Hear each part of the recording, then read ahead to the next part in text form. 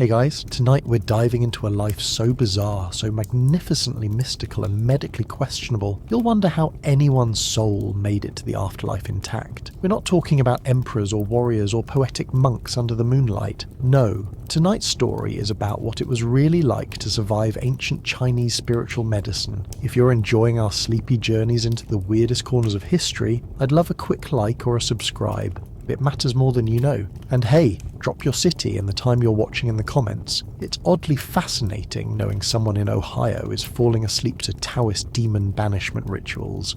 Now close your eyes, lay back, because tonight you're not just watching history, you're living it. Let's talk about the ancient Chinese soul, or more specifically the tenuous pile of spiritual goo that made up your personality, your consciousness, and your place in the cosmos. According to classical Chinese belief, you didn't just have a soul, you had multiples. The most widely accepted model in early Taoist and Han Dynasty medicine claimed that each person had 7 Po souls linked to the body and emotion, and 3 Han souls linked to the spirit and intellect.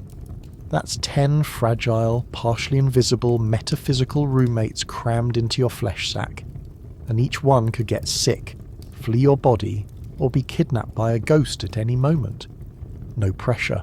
In fact, you could accidentally lose part of your soul by bumping your head, having a nightmare, getting startled by a loud noise, or, and this was a real fear, walking past a temple too fast on a windy day. It didn't take a lot, just an open window and a bad vibe. Once your soul started to unravel, things got weird quickly. Symptoms of a departed Hun included confusion, speech problems, constant yawning, hallucinations, or feeling like you were floating slightly behind your own body, which, if we're being honest, also describes most people who haven't had enough sleep. If things got really bad, people believed your soul could explode, not in a Michael Bay Fireball sense, more like a spiritual shattering, where your essence would fragment across dimensions, get sucked into cursed objects, or reincarnate into something less fun, like a donkey or an overly judgmental ancestor's tea kettle. These weren't superstitions whispered in back alleys.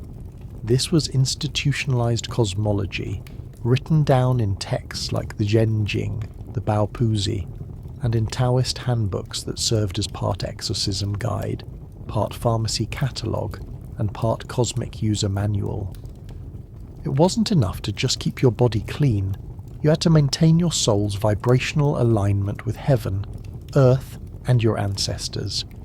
This led to some creative forms of medical intervention. Let's say you wake up with a headache. In modern terms, maybe it's tension or dehydration, but in ancient China, that could mean one of your Hun souls had been sucked into the underworld by a vengeful fox spirit you accidentally insulted in a past life. The treatment? A Taoist priest might draw a soul-summoning talisman on a yellow scroll, burn it over a cup of wine, and have you drink the ashes. Still hurting? Time to consult the 5 elements theory. Maybe your spleen key is overwhelming your liver key, or maybe your fire element is too damp. That could call for anything from acupuncture on the crown of your head to placing a jade frog on your chest, while chanting 9,000-year-old syllables into a mirror under moonlight. All perfectly normal. Mercury was a favourite cure-all, by the way, not because they didn't know it was toxic, they absolutely did, but because it was seen as immortal essence in liquid form. Drinking it in small doses was supposed to fortify the soul and drive out death spirits. Of course, it also drove out your teeth, your skin, and eventually your consciousness. But hey, that's a small price to pay for cosmic clarity. Ghosts were blamed for most things. If your house smelled weird, if your rice burned, if your dog barked at a shadow, if you coughed 3 times after eating dumplings. Clearly, a wandering spirit had slipped into your key field and was rearranging your internal elements like a bored feng shui consultant. The solution? Not a nap, not a cold compress. No, you had to undergo a guy removal ritual, where a shaman might shake bronze bells, blow ox horn smoke around your ankles, and scream your name backward until your soul got confused and came home out of pity. Now, you'd think dying would end this soul drama, but no. Improper burial rituals could cause posthumous soul combustion, a scenario where your fragmented Hun souls wander the landscape screaming, "Where's my incense?" for eternity. Families were meticulous about burial clothes, coffin orientation, lucky numbers and grave goods, all to ensure your ghost didn't explode backward through the veil and start haunting your nephew's soup pot. Because nothing ruins dinner faster than Grandma's spirit turning your tofu sour from the astral plane. Even dreams weren't safe.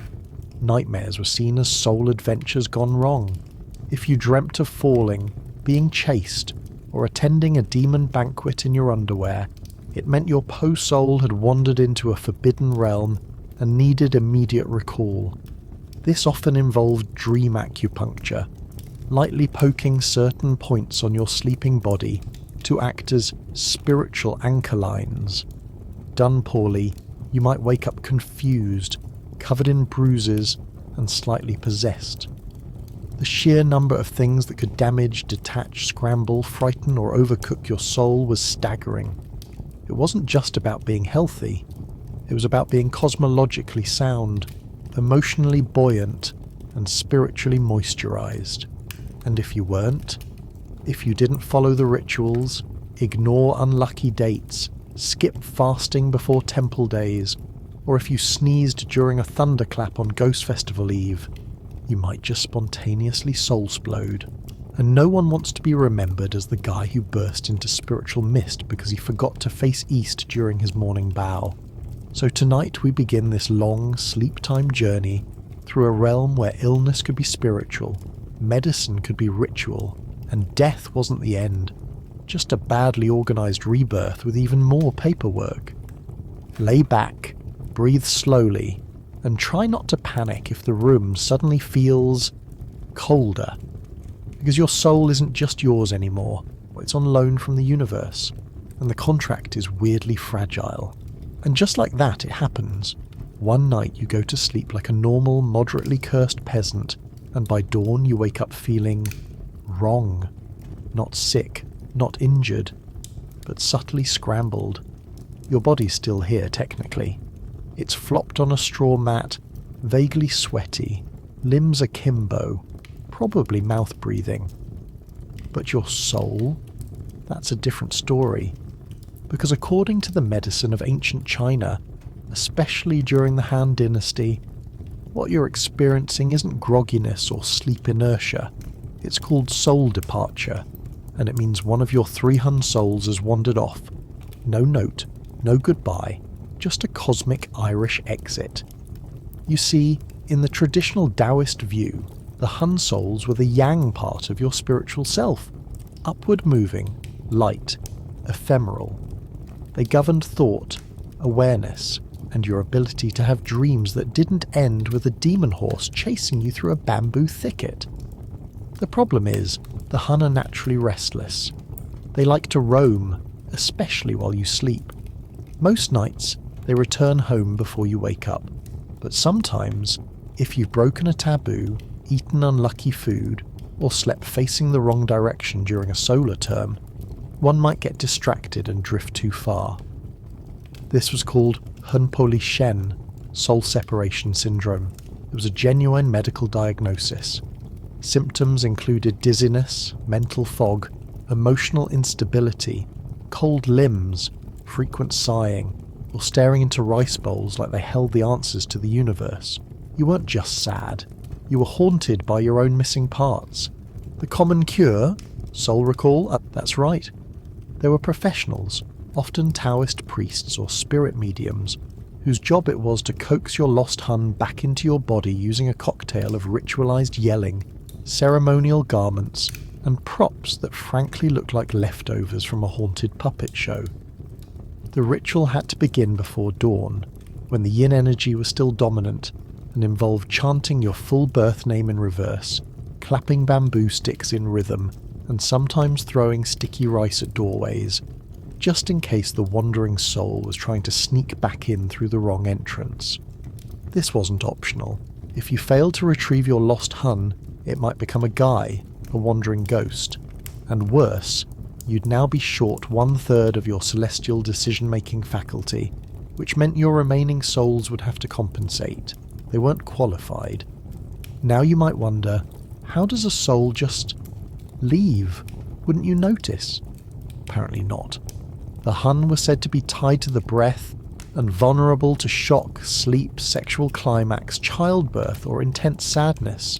So basically anything more emotional than a lukewarm porridge could trigger a soul jailbreak. Children were especially prone to it. If a toddler had night terrors or sudden fever, the diagnosis was almost always a soul fright. Parents would frantically summon a hun retrieval specialist, who might tie a red thread around the child's wrist, burn incense, and chant for the soul to return, often bribing it with candy.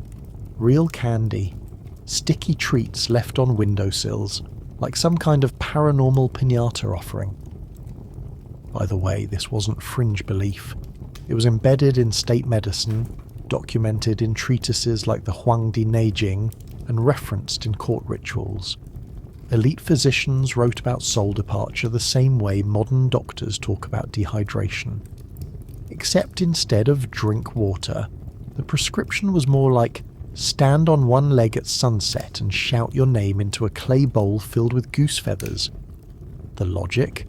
The soul, being light and yang in nature, could be lured by beauty, startled by ugliness, or insulted by bad architecture. If your bedroom faced an unlucky direction, or your pillow wasn't properly aligned with celestial constellations, your hun might wander off thinking it had been evicted. People literally hired feng shui consultants not to balance their energy, but to keep their soul from leaving in the middle of the night. And if that wasn't enough pressure, it got worse during certain festivals, especially the Ghost Festival, or Zongyuan Jie, which landed on the 15th day of the 7th lunar month. That was when the gates of hell were flung open, and all the hungry ghosts, those spirits who died violently or without proper burial, came slurping into the living world like uninvited party guests. During this time, if your hun wandered too far, it might not come back at all. It could be captured, eaten, or traded among ghosts like haunted Pokemon cards. So people stayed indoors, avoided swimming, lest water spirits pull you under, and definitely didn't move house or whistle after sunset. All activities known to weaken soul anchors. You might think this all sounds irrational, but pause for a moment and reflect. You've probably woken up before feeling hollow, disconnected, or emotionally scrambled. Ancient Chinese medicine just had a different name for it. Your spirit's GPS lost signal, and instead of journaling about it, they lit incense and begged the stars to realign your metaphysical paperwork. There were even soul calendars that mapped out the luckiest days for retrieving your hun. Some included specific instructions like face west, speak your surname into a bronze bowl, then pour water over your head while reciting the 7-star incantation. If your soul didn't return after that, clearly it had been snatched by a mountain demon and was now attending a celestial bureaucratic trial. You'd need to escalate, hire a shaman, sacrifice a rooster, or tattoo your back with soul-binding sigils. People didn't mess around, and you haven't even considered the bureaucratic side of all this. According to some Taoist texts, your soul had to check in nightly with celestial clerks in the underworld. Yes, literal spiritual office workers. If your hun was missing during roll call, that could flag you as unstable, meaning you might be marked for early death, or worse, reincarnation paperwork delays. The solution? A ritual known as Bu-hun, soul supplementation, in which you try to grow a replacement hun through focused meditation and eating morally pure foods, kind of like spiritual hormone therapy, with tofu. You could also wear talismans, little strips of yellow paper with red ink scribbles that looked like the doodles of a very panicked monk. These were believed to radiate a kind of soul-adhesive energy. Pin one to your robe, and your hun was less likely to slip out during a sneeze or spontaneous existential crisis. Some people never took theirs off. They bathed with them, slept with them, ate over them. Honestly, you probably would too if you thought a single yawn might scatter your consciousness like a poorly tied kite in a windstorm. But eventually, if you performed the right rituals, bribed the right deities, or just got lucky, your hun would return. You'd feel it as a sudden clarity, like your thoughts all stopped fighting each other, your limbs relaxed, your mood stabilized. Ancient texts say you might weep, or sneeze 3 times in a row, or dream of walking through golden clouds. All signs that the prodigal soul had returned home, and just in time too, because you're not the only one walking around with unstable soul glue. Out there, in the marketplace, in the temples, in the mountain caves, entire rituals were being invented to keep people from unraveling at the spiritual seams, including one especially chaotic practice involving peachwood knives, spirit mirrors, and a very angry deity who thought your ears were leaky. But we'll get to that, eventually. For now, rest easy. Your soul's mostly back where it belongs. Probably. So you've recovered your hun soul, more or less. You've chanted at a clay bowl. You've bribed a ghost with sticky rice. You've survived the night with all 10 of your spiritual organs semi-aligned and duct-taped back into your chest cavity. Congratulations, but don't get too comfortable, because this morning something's off.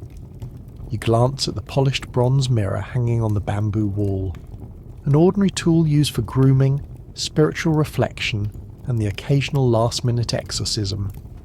But as you look closer, the mirror looks wrong. The surface seems to ripple like water in a bowl. Your reflection blinks a second too late, and suddenly it hits you. You're being watched, not by someone in the room. No, the threat is coming from inside the mirror. Welcome to the unsettling world of ancient Chinese mirror exorcisms, where your own reflection could be a diagnostic tool, a demon trap, or a ticking spiritual time bomb, depending on who you asked and what time of day it was. Let's back up. In classical Chinese cosmology, mirrors weren't just for vanity. They were portals, barriers, and weapons all at once. A mirror wasn't simply reflecting your face, it was reflecting your soul, specifically your hun souls, which were thought to be visible in mirrors under the right circumstances. If a mirror reflected you incorrectly, dimly, distorted, or with facial features reversed, that could indicate anything from soul departure to ghost possession, to an imbalance of qi so severe it had started bending the laws of optics. And if your reflection started moving without you, well, that was bad. In Taoist ritual manuals, especially those stemming from the Lingbao school of the Six Dynasties period, mirrors were often used as tools to diagnose spiritual corruption. A bronze mirror could reveal whether a demon had taken residence in your body, or worse, was trying to crawl through from the other side. Some mirrors were deliberately engraved with talismans on the back, or cast from sacred bronze infused with alchemical compounds, making them spiritually charged.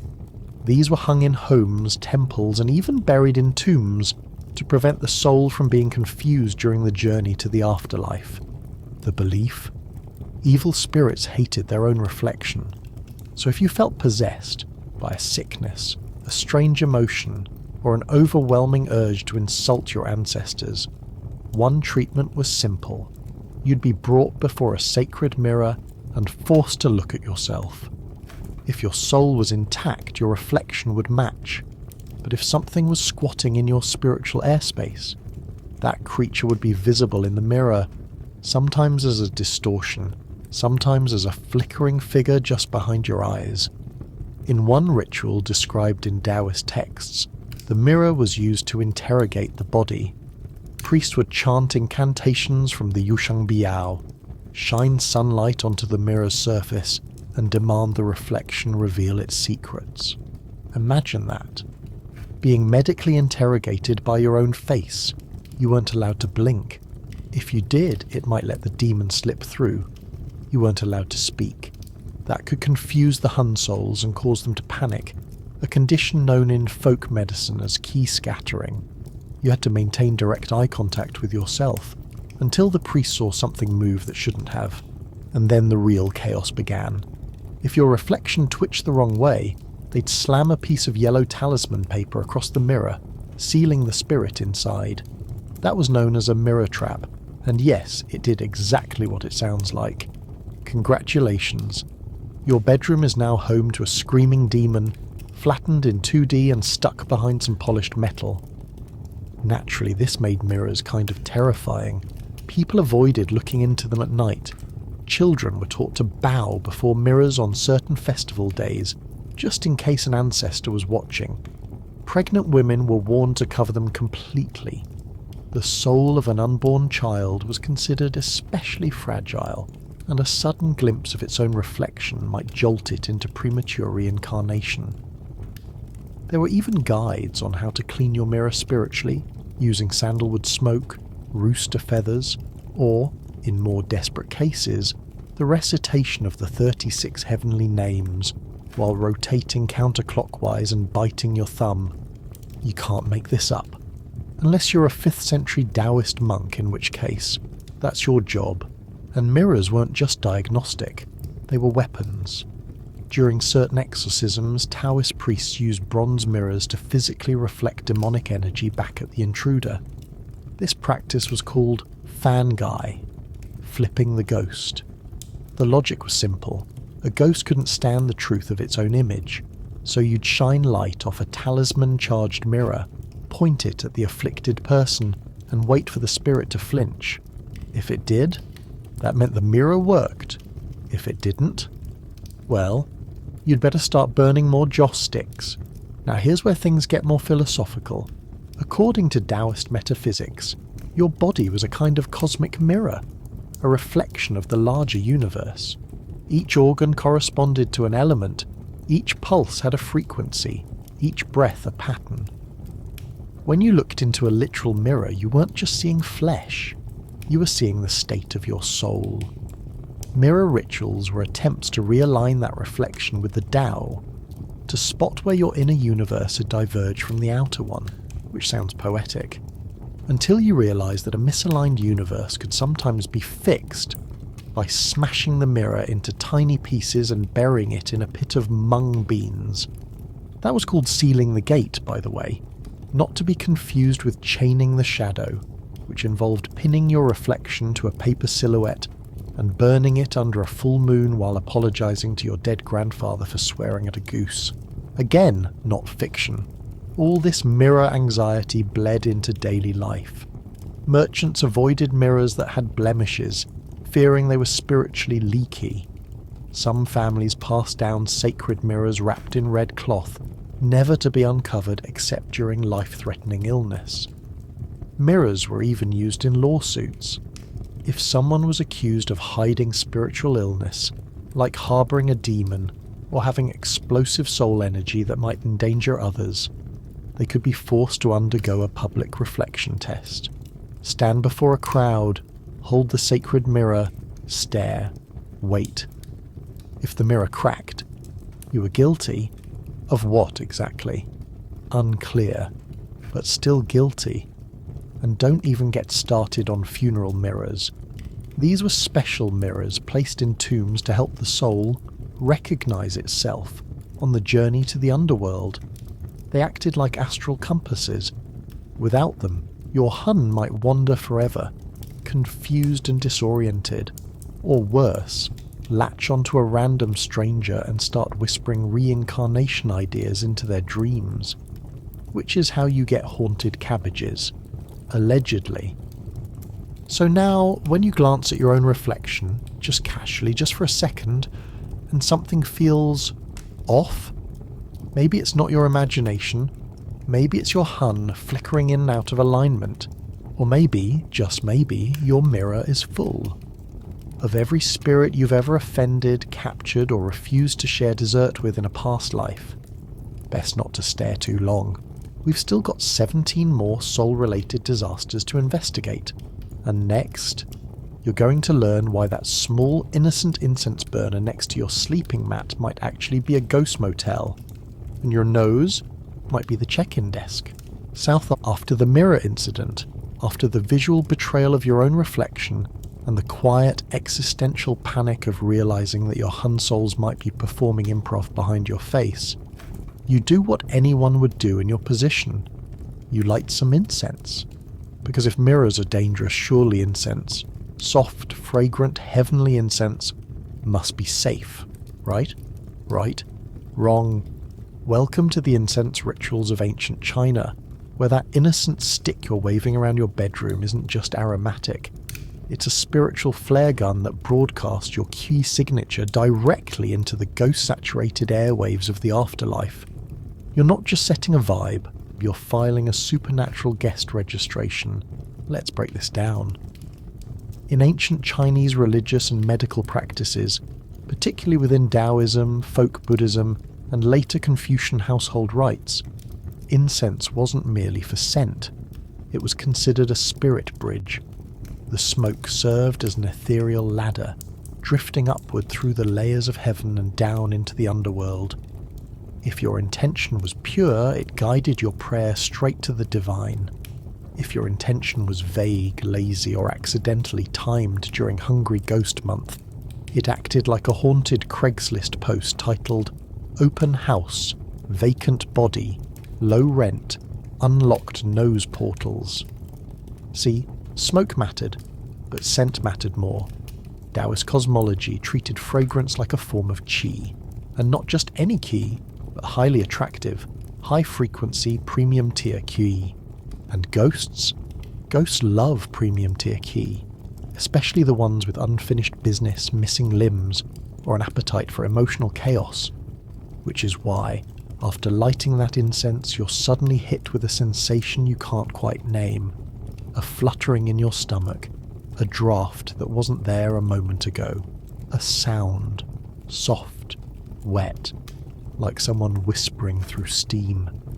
That's not ambience, that's a spirit at your nostrils, because in classical texts like the Bao Puzi and Zhouhu Beiji Fang, ancient medical and ritual scholars warned that spirits often entered through the nose.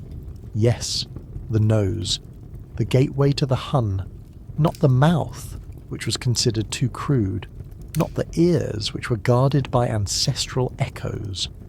The nose, with its thin membranes and mystical ties to the lung meridian, was believed to be a ghost superhighway. So if you left incense burning without reciting a purification chant, or worse, if you fell asleep next to it, you were essentially propping your spiritual front door open with a cinnamon-scented welcome mat. And some ghosts were very, very polite. They'd whisper, nudge, share dreams with cryptic messages and symbols, maybe borrow your qi and return it slightly scrambled. Others? They'd crawl in fully, unpack their emotional baggage, and take over your qi centers like a bad Airbnb guest who insists on rearranging your metaphysical furniture. To prevent this, households developed incense protocols.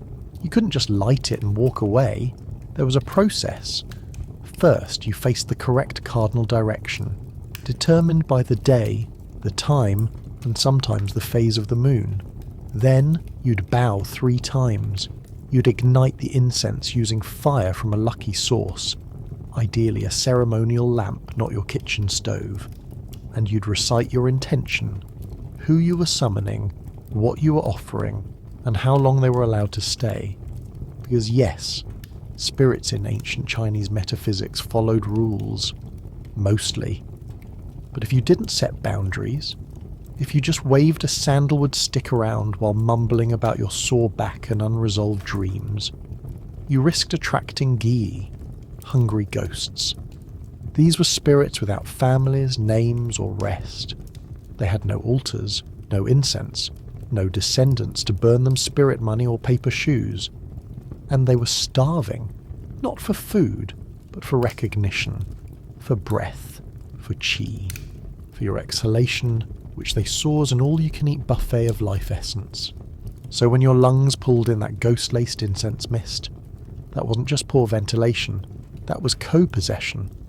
Symptoms of ghost incense intrusion, or guixiang, included shortness of breath, random nosebleeds, dreams of drowning in flower petals, extreme craving for bitter foods, or the sudden ability to sing poetry you've never read in languages you don't speak. Some saw it as a gift, others called the exorcist immediately. And this is where it gets spicy, literally. Because if your body had become a ghost lounge via incense, the only way to get the spirit out was to make your scent unbearable. Enter purging rituals. These involved burning ingredients not for pleasant fragrance but for maximum ghost discomfort. Imagine garlic, sulphur, rancid herbs, and dried centipede resin all smouldering together. These concoctions were called biguixiang, ghost-blocking smoke. It worked, mostly by suffocating your house and your social life, but it also cleared the spiritual air, literally. And then there were the protective burners, ornate incense holders shaped like lions, dragons, or eight-legged turtles, designed not just for aesthetics but to confuse ghosts. The more legs, faces, and symbolic fire barriers you place between the smoke and your nose, the harder it was for a spirit to lock onto your key signature. Scholars and nobles would pay fortunes for burners made of meteorite-infused bronze or cinnabar enchanted jade, believing these materials neutralize malevolent frequencies. Some incense was even mixed with real gar, a mineral laced with arsenic, believed to burn cleanly through the veil. You see the problem, of course. Your lungs don't love arsenic, but your soul was weirdly into it. That's the paradox of ancient Chinese metaphysics. Half the treatments could save your spirit while slowly dissolving your kidneys. Balance.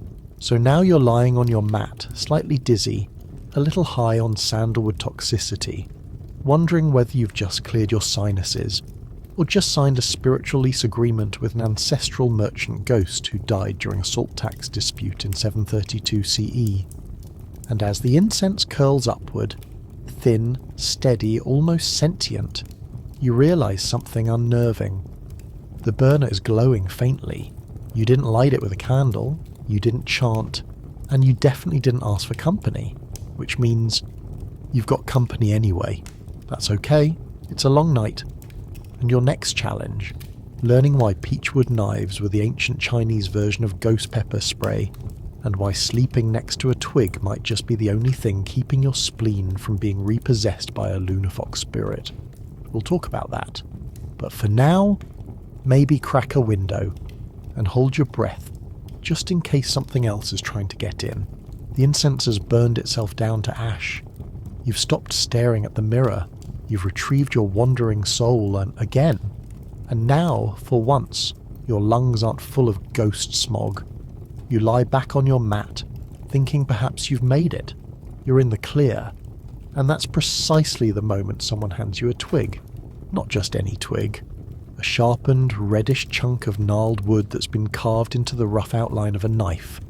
Or at least something vaguely knife-adjacent. It's light, hollow feeling, covered in tiny ritual scratches that look like the angry doodles of a monk with a grudge. This, they tell you, is your bedside ghost stabber. Congratulations. You're now the proud owner of a peachwood talisman, an all-purpose spiritual weapon made from the bark, root, or branches of one of the most feared trees in ancient Chinese metaphysics. Not feared by people, mind you. Feared by spirits. Feared by ghosts. Feared by demons, fox entities, cursed winds, misaligned yin energy, haunted chicken coops, you name it. Because in ancient Chinese culture, peachwood was the ultimate exorcist tool. But why peach? Why not pine, or bamboo, or something less fruity? Well, according to classical Taoist cosmology, especially the texts found in the Zhuli, Rites of Zhou, and later in the Shanhai Jing, the classic of mountains and seas, the peach tree was a divine plant. Its wood was associated with the sun, yang energy, and heavenly order.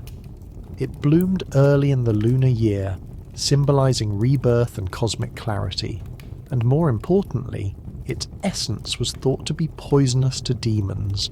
That's not poetic license, that was medical advice.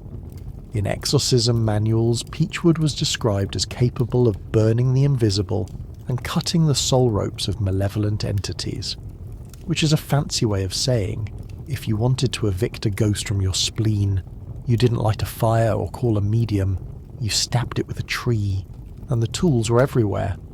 You could wear a peachwood pendant around your neck shaped like a tiny blade. You could place crossed peach branches over your door to prevent roaming spirits from slipping inside after dark. And yes, the most dedicated households would place an actual peachwood knife under your pillow, just in case a night demon decided to enter your dreams via your ear canal and start rearranging your ancestral memories.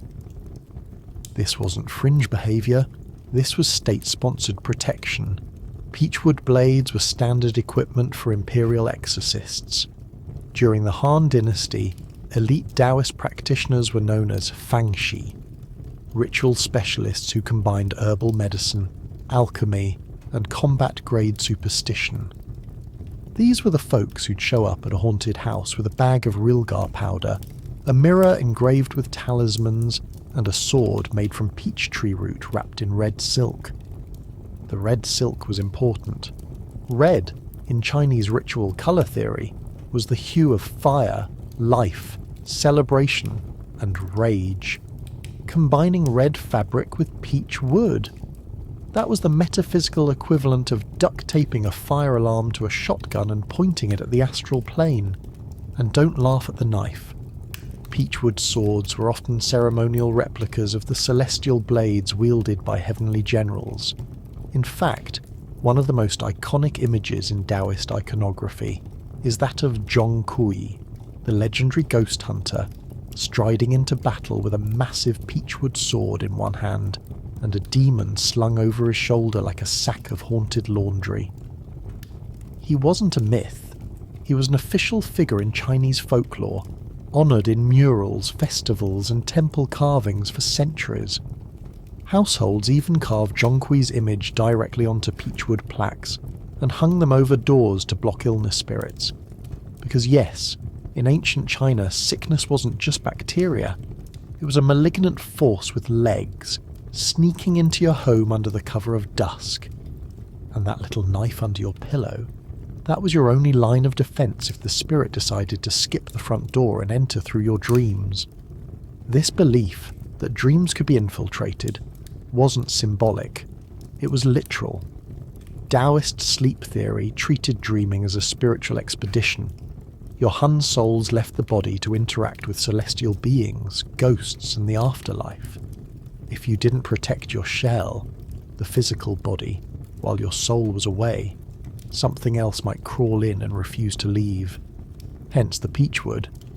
It was like locking your house at night, with an angry fruit tree. Some even went further. Certain aristocrats were buried with full-size peachwood swords in their coffins, not to fight enemies, but to slay posthumous demons during the soul's journey through the 10 hells. There were instructions for how to forge one. Harvest wood from a tree struck by lightning, shape it during a yin hour on a yang day, chant 72 syllables of the Thunder Classic, and temper it in dew gathered on Dragon Boat Festival morning. Needless to say, your average peasant usually just carved one during lunch and hoped for the best. But even the simple knives worked. Ghosts were said to fear the scent of fresh peachwood. That's why some people chewed it like spiritual gum, or hung shavings of it in sachets around the neck. If you couldn't afford a knife, you could burn peach twigs on festival nights to smoke out lingering guy. The resulting scent, acrid, sharp, earthy, was believed to be instantly detectable by the spirit world. Kind of like spraying ghost mace. Now, of course, modern historians might chalk this all up to cultural ritual, placebo, or aromatic repellents that happen to deter insects and rodents. But try telling that to someone who woke up in 213 BCE with a bruised spleen and a dream full of talking foxes offering real estate advice. So yes, you sleep with a twig under your pillow, because better a splinter in your scalp than a poltergeist in your pancreas. And when your neighbours mock you, You remind them that at least you're still breathing, dreaming, and not walking around with your Hun souls fused into a communal fogball that recites poetry backwards during thunderstorms. Because that happened to a guy in Hunan, and it wasn't pretty. Now rest easy, Ghost Slayer. Your peach blade is sharp, your talismans are fresh, but your next trial is trickier. Because there's something even more chaotic than haunted incense, soul departure, or demon-infested reflections. And that is the seasonal soul calendar, the rotating ritual timetable that dictated which days you were spiritually flammable, and which days you were not allowed to sneeze without consequences. But we'll get to that. Assuming your spleen isn't currently haunted by breakfast. South, you've got your peachwood blade tucked under your pillow like a sacred nightlight. Your incense burner is cold. Your mirror is covered. Your soul, while not exactly stable, is at least accounted for in all 3 Hun and most of the 7 Po departments. But now it's time to panic about something entirely new. The calendar. Because if you thought surviving ancient China's spiritual world was about luck, ritual, or the number of ghost knives on your nightstand, you're wrong. It was about timing. And not just vague celestial vibes. We're talking about a meticulously mapped schedule of daily, monthly, and yearly cosmic risks, where certain hours were forbidden, specific dates were cursed, and yes, even sneezing could rupture your soul under the wrong moonlight. Let's begin with the basics. Ancient Chinese timekeeping was not built for convenience. It was a labyrinth of interlocking systems. The sexagenary cycle, that's 60-day rotations of heavenly stems and earthly branches. The solar terms, 24 divisions of the agricultural year. The lunar calendar, and about 50 unofficial local folk systems that were based on someone's dream, a goat behaviour, or how weird the clouds looked that morning. But among all these celestial checklists, the one that really mattered to your soul was the Jiri calendar, the Auspicious and Inauspicious Days manual, which sounds like a charming desk planner, until you realise it was also used to decide when you were most vulnerable to possession, illness, soul loss, or spontaneous reincarnation. Yes, reincarnation by accident. Let's say today is a Guisi day, one of the 60 stem branch combinations in the ancient cycle. Seems harmless. But according to many Taoist almanacs, Guisi is known as a heavenly snare day. If you sneeze between dawn and mid-morning, there's a minor but non-zero chance your Po souls will temporarily exit your body, get confused, and try to attach themselves to the nearest goose. Or maybe it's a Chongri, a clashing day, when your personal zodiac sign is in direct conflict with the day's celestial energy. That means your soul is considered unstable, like a bad software update waiting to crash. On these days, even lighting incense or pouring tea wrong can invite a hungry ghost through the floorboards. And then there's the Ghost Gate Day, known as Guimenri. Every month, one day was designated when the boundary between worlds grew especially thin. Not quite Ghost Festival levels, but still risky. On Ghost Gate days, funerals were postponed, weddings were avoided, and no one moved house unless they were in the mood for generational hauntings. People wouldn't even sweep the floor. Why? Because sweeping on the wrong day could displace a visiting ancestor and cause them to lodge themselves inside your liver out of spite. The logic, while strange, was rigorous. These weren't casual vibes-based assumptions. There were charts, scrolls, entire professions dedicated to deciphering which days you could go outside without metaphysical consequences. They were called almanac masters, or Huangli Xiansheng, and they were considered essential consultants for everything from childbirth to exorcism scheduling. These men, and yes, always men, would consult massive scrolls filled with arcane symbols and columns of Chinese characters, mapping out compatibility between your Bazi, 8 characters of birth, and the heavens above. From this, they'd calculate your soul fragility rate on any given day. If it was too high, you were instructed to wear talismans, avoid mirrors, eat mung beans, or in severe cases, just don't exist publicly until sunrise. One of the worst dates you could be born on? The Day of Reversed Souls, Nipori. This was a rare lunar designation when all normal energetic flows were considered inverted. People born on this day were believed to be spiritually ambidextrous, which sounds great until you realise it also meant their souls could walk backward out of their own bodies without warning. Needless to say, they had a rough time getting job interviews, and don't even get started on the 10 evil days Shiiri sprinkled randomly throughout the year. On these days, children were not to be scolded, animals not to be slaughtered, and no prayers were to be uttered, because even your most heartfelt intention could be intercepted and twisted by demons into a cosmic prank. One historical tale even recounts a scholar who offered a prayer on an evil day asking for clarity and wisdom, and immediately developed such a clear understanding of his failures that he resigned from his job, burned his books, and ran off to live in a ditch. Now, was this true? Probably not. But it made the calendar business boom.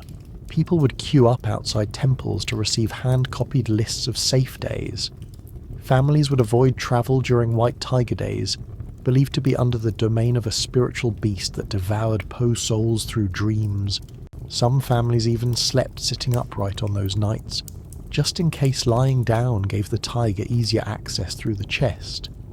And if your child was born on an unlucky day, you had options.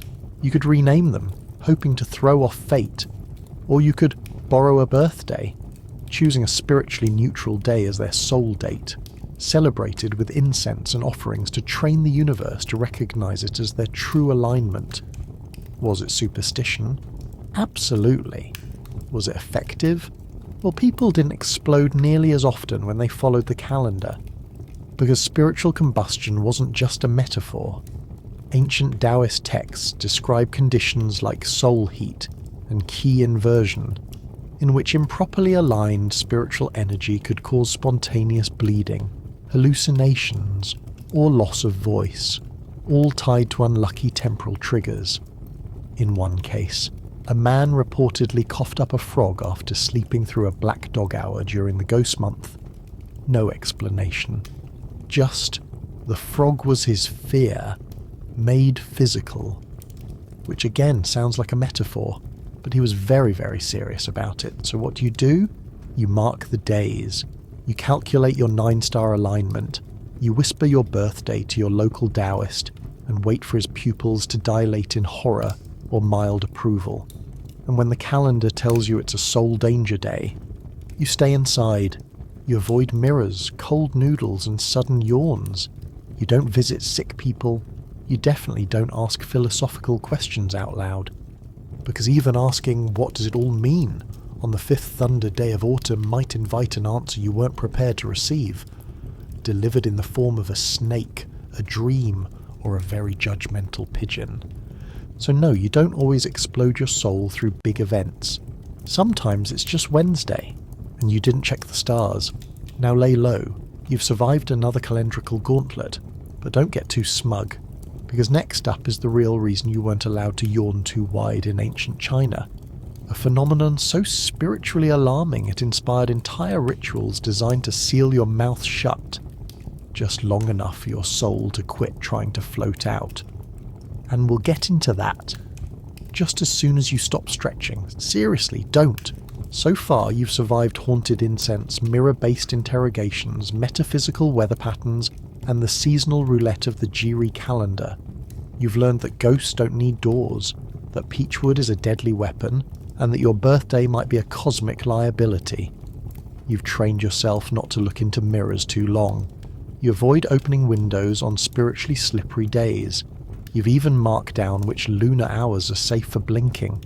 And yet, despite all this effort, there is one tiny and voluntary, deeply human habit that might undo everything. You yawned, and you didn't cover your mouth. In modern times, a yawn is usually seen as rude, or tired, or just the body's lazy protest against your decision to read spiritual exorcism manuals at midnight. But in ancient China, particularly within Taoist metaphysics and traditional medical theory, a yawn was far more dangerous. A yawn wasn't just a breath. It was an energetic exhale, a moment when your Hun souls momentarily drifted toward the threshold of your body, fluttering like silk in a wind tunnel. If you happened to yawn too wide, you didn't just stretch your jaw, you opened a portal. This idea was most strongly rooted in classical Taoist manuals and folk healing texts, which emphasized the mouth as one of the 9 openings of the human body. Each of these orifices was a liminal space, a weak point where internal energy met external chaos. The mouth, in particular, was considered especially volatile. It was tied to breath, to speech, to taste, and therefore to key exchange, which meant it was constantly flirting with imbalance. In short, the mouth was your most unreliable roommate, and yawning especially was treated as a moment of profound spiritual vulnerability. It wasn't just folklore. The Zhubingguan Hulun, a 7th century medical text, includes multiple references to spontaneous soul symptoms triggered by excessive yawning. One entry warns that an open mouth during the yin hour may lead to wandering po, emotional instability, and a condition ominously titled spirit thinning.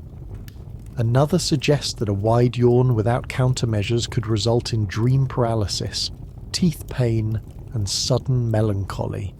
Signs, apparently, that your soul had stuck one foot out the door and hadn't fully returned, which explains why yawning in temples was strongly discouraged. In sacred spaces, where the veil between realms was considered thinner, an uncovered yawn could attract passing spirits like a spiritual draft.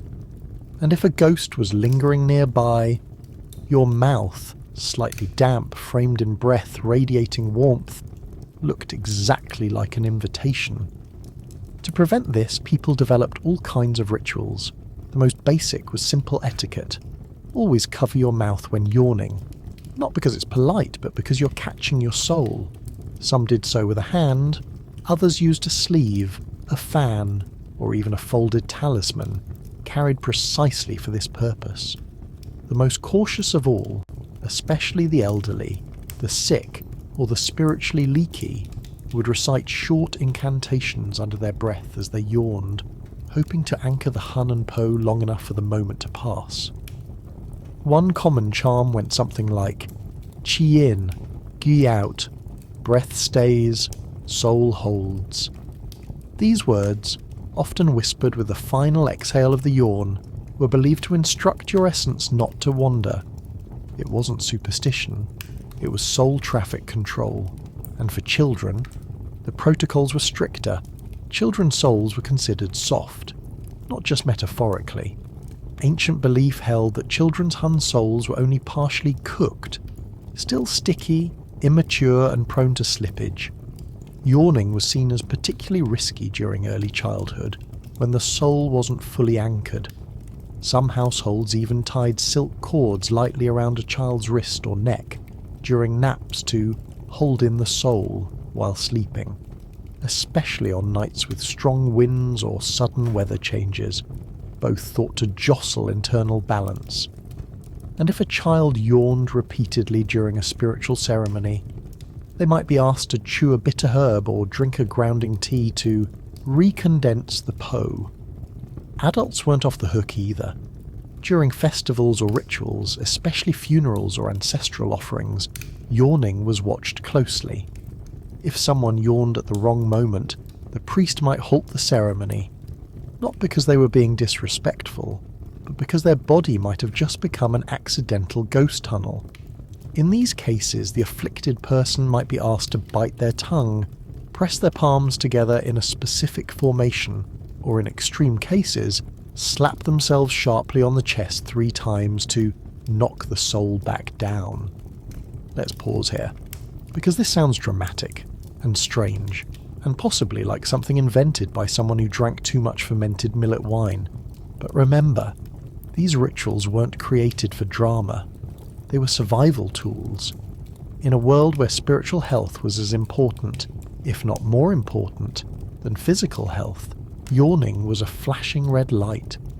It meant your energy was shifting, that your defenses were down, that something, somewhere, might be paying attention.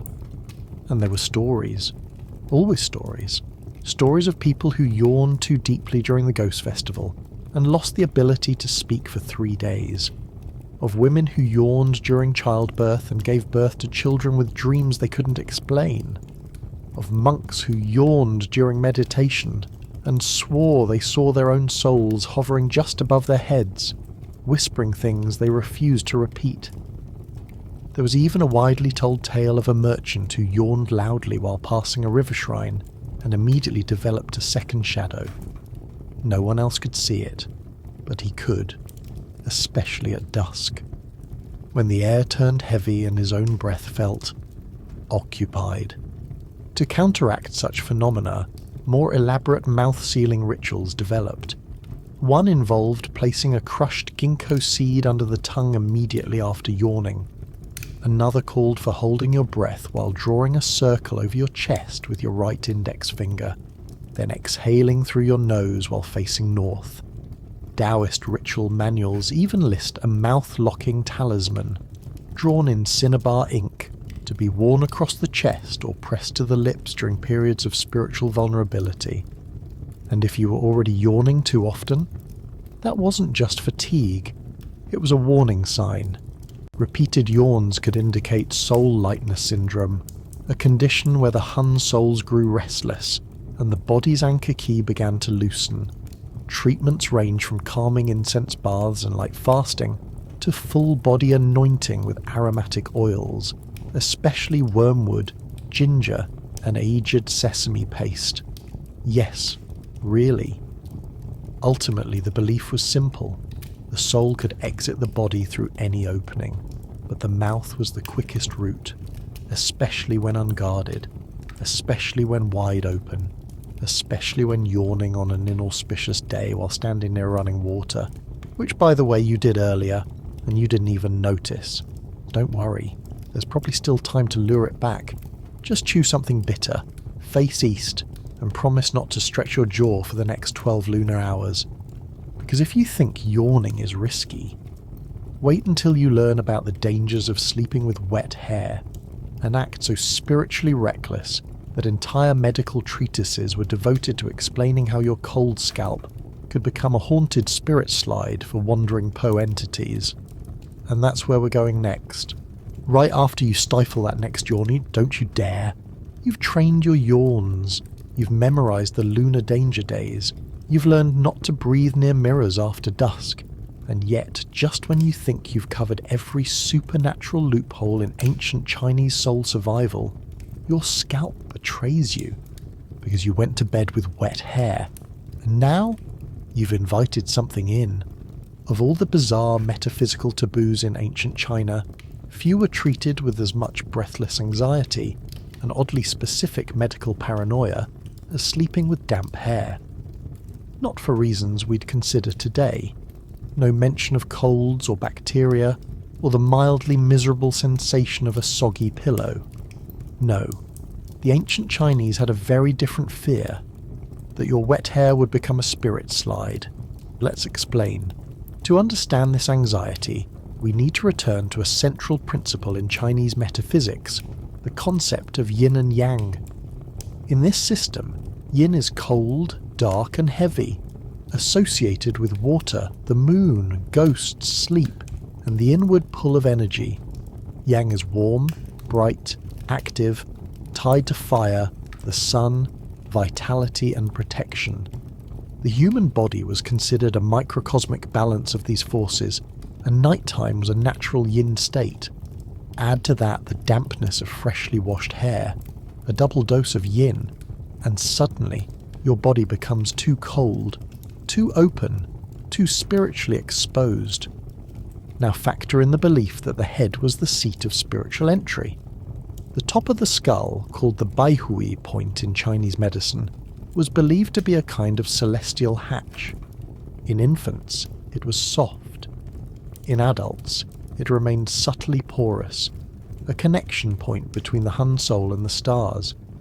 Practitioners of Qigong and Taoist meditation would meditate on this point to circulate energy through the small heavenly cycle, but leave it wet let cold air settle there overnight, that wasn't meditation. That was an invitation. Because according to multiple sources, including the Zhenju Da Cheng, the great compendium of acupuncture and moxibustion, cold air entering the Baihui point during sleep could cause a condition known as Guiqiru Ti, literally ghost energy entering the body. Symptoms included sudden chills, heaviness of the limbs, stiff neck, lethargy, nightmares, and most concerning of all, soul fragmentation. You might wake up with one of your Hun souls missing, or worse, replaced. Some texts took it even further. The Zhouhu Fang, a classic emergency medicine manual, warned that falling asleep with wet hair could cause phantom heat, a condition where a spirit temporarily occupied your crown and radiated false yang, creating a fever that doctors couldn't explain. People treated this with burning moxa directly into the scalp, or placing rooster feathers under the pillow, because naturally roosters were enemies of ghosts. You may be asking, why would a spirit even want to enter through your wet hair? Simple. It's a slipstream. The dampness, combined with the yin energy of sleep, created what one folk healer poetically described as a tunnel slick with dream fog. Spirits were believed to travel along lines of moisture, especially cool moisture, which reminded them of the shadowy riverbanks of the underworld. Your wet hair. That was a rope bridge connecting your inner temple to the ghost-infested wetlands beyond, and your pillow. That was their soft landing. There were even regional variations.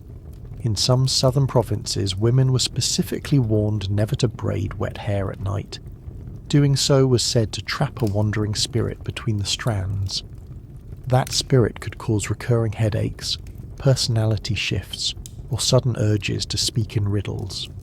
If caught early, it could be extracted by boiling the hair in vinegar and hanging it above the threshold for 3 days. If caught late, you became double-minded, and people stopped making eye contact. Among Taoist priests, the fear was even more extreme. One 12th century ritual manual describes a method of spirit hair purification, in which practitioners had to comb their wet hair with peachwood combs under full daylight while chanting to the 3 pure ones. The combs were then burned, and the ashes buried under an east-facing rock. Why? Because apparently ghosts hated peachwood, and rocks were good at absorbing unwanted memories. It's unclear if this worked, but no one wanted to risk it. Even everyday people followed preventive measures. Mothers dried their children's hair vigorously after washing, not because of colds, but because the forehead must not drip after sunset. Barbers in imperial cities often refused to give haircuts in the late afternoon, citing headwind risk. Some households even had special drying cloths embroidered with talismans, designed not just to absorb water, but to soak up wandering spirits that might be clinging to the moisture like spiritual mould. Let's not forget the architectural side of this paranoia. In some temples and homes, beds were oriented away from northern drafts specifically to avoid the cold yin winds that might enter the head at night. Windows were sealed with paper charms during ghost season, and it was considered extremely unwise to wash your hair on the night of a lunar eclipse, lest your wet head catch the reflection of the eclipsed moon and accidentally mirror a passing ancestor into your skull. Because yes, that was also a risk. Did any of this actually happen? It depends on who you ask. Certainly people reported waking up from dreamless sleeps with aching joints, dizziness, and a sense of emotional confusion. Some believed their soul had wandered too far. Others suspected something new had arrived. There are even recorded cases of Taoist healers performing soul reconsolidation rituals on patients who fell asleep with wet hair and woke up speaking in unfamiliar dialects. In these cases, the treatment was intense. A concoction of ginger, powdered deer antler, and vinegar was rubbed onto the scalp while chanting the 49-character Hun Return spell. A mirror was placed beside the head to reflect the Hun back into alignment. If that failed, you were asked to meditate for 3 days in silence, and avoid contact with reflective surfaces, birds, and unmarried women, each of which, apparently, made the spirit nervous.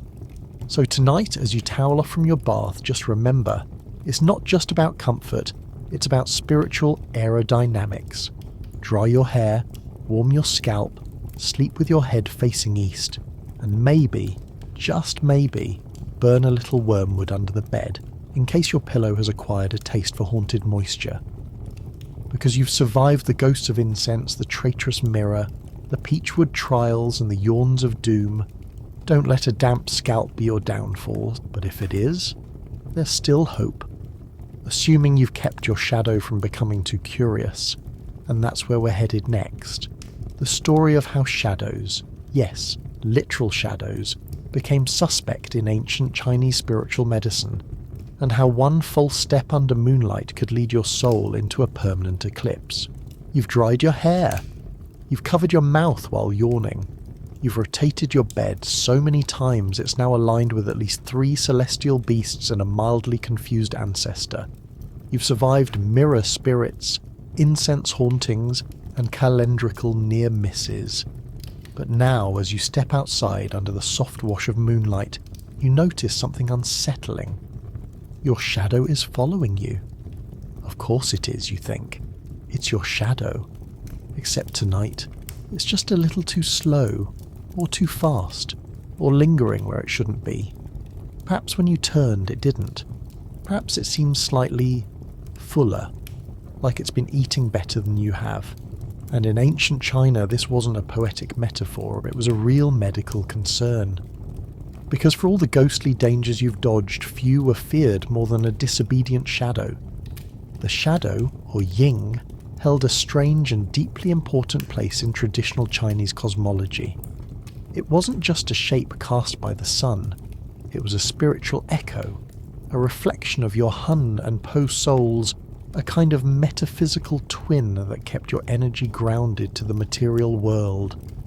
While the mirror might show your appearance, your shadow was said to reveal your fate. Which is why, if your shadow ever appeared distorted, elongated at the wrong hour, or misaligned with the sun's position, ancient scholars wouldn't call an optometrist. They'd call an exorcist. This belief appears in texts stretching back to the Han Dynasty and solidified in Taoist writings by the Tang. According to these sources, the shadow was not just a byproduct of light, but a monitoring thread, something the cosmos used to check if your spiritual composition was intact. If your shadow changed without explanation, the assumption wasn't physics, it was possession. There were specific warning signs. A sick shadow, as recorded in the Taiping Yulan, might appear sluggish, meaning it didn't move precisely when you did, or stretched, especially under full moons. Some accounts warned of double shadows, which were said to indicate a ghost hitchhiking on your key field, using your presence as a kind of mobile haunt zone. You might not feel it, but the universe would notice, and you'd pay for it.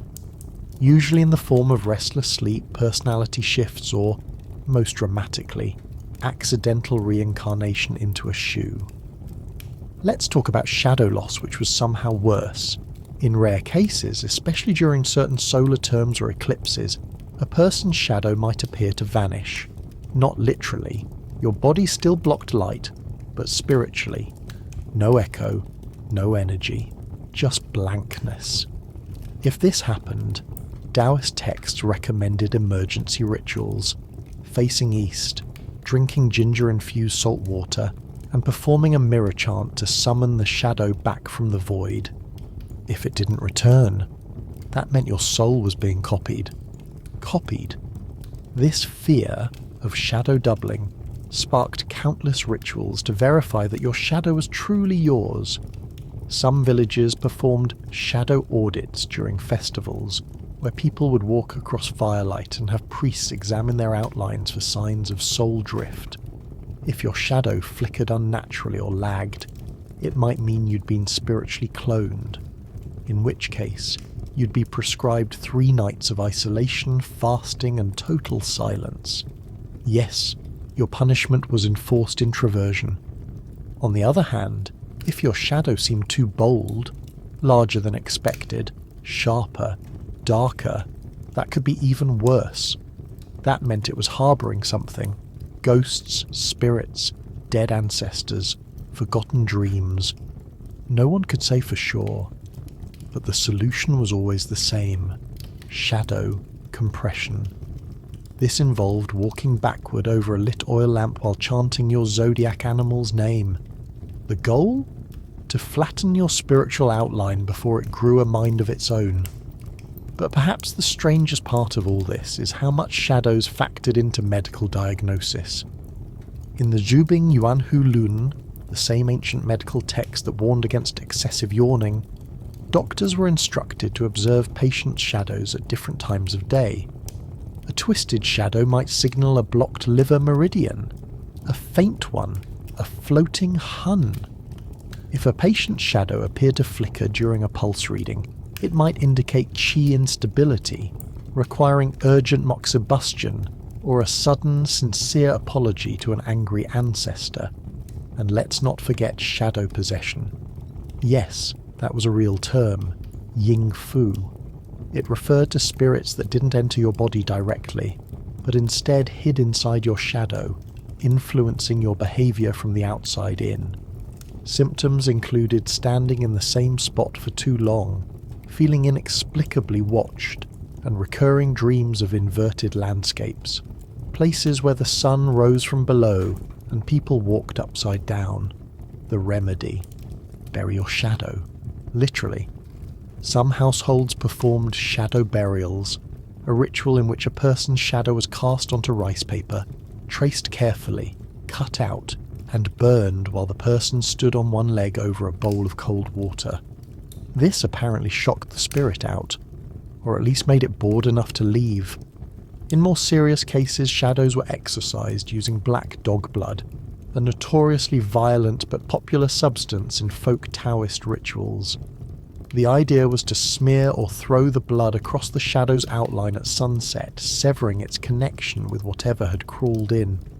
If done correctly, the person might feel a rush of heat, a sneeze, or the sensation of being yanked slightly backward. All good signs. If not, well, hopefully someone nearby knew how to trace spirit runes with their foot before your shadow got ideas. There were even rules about where not to walk.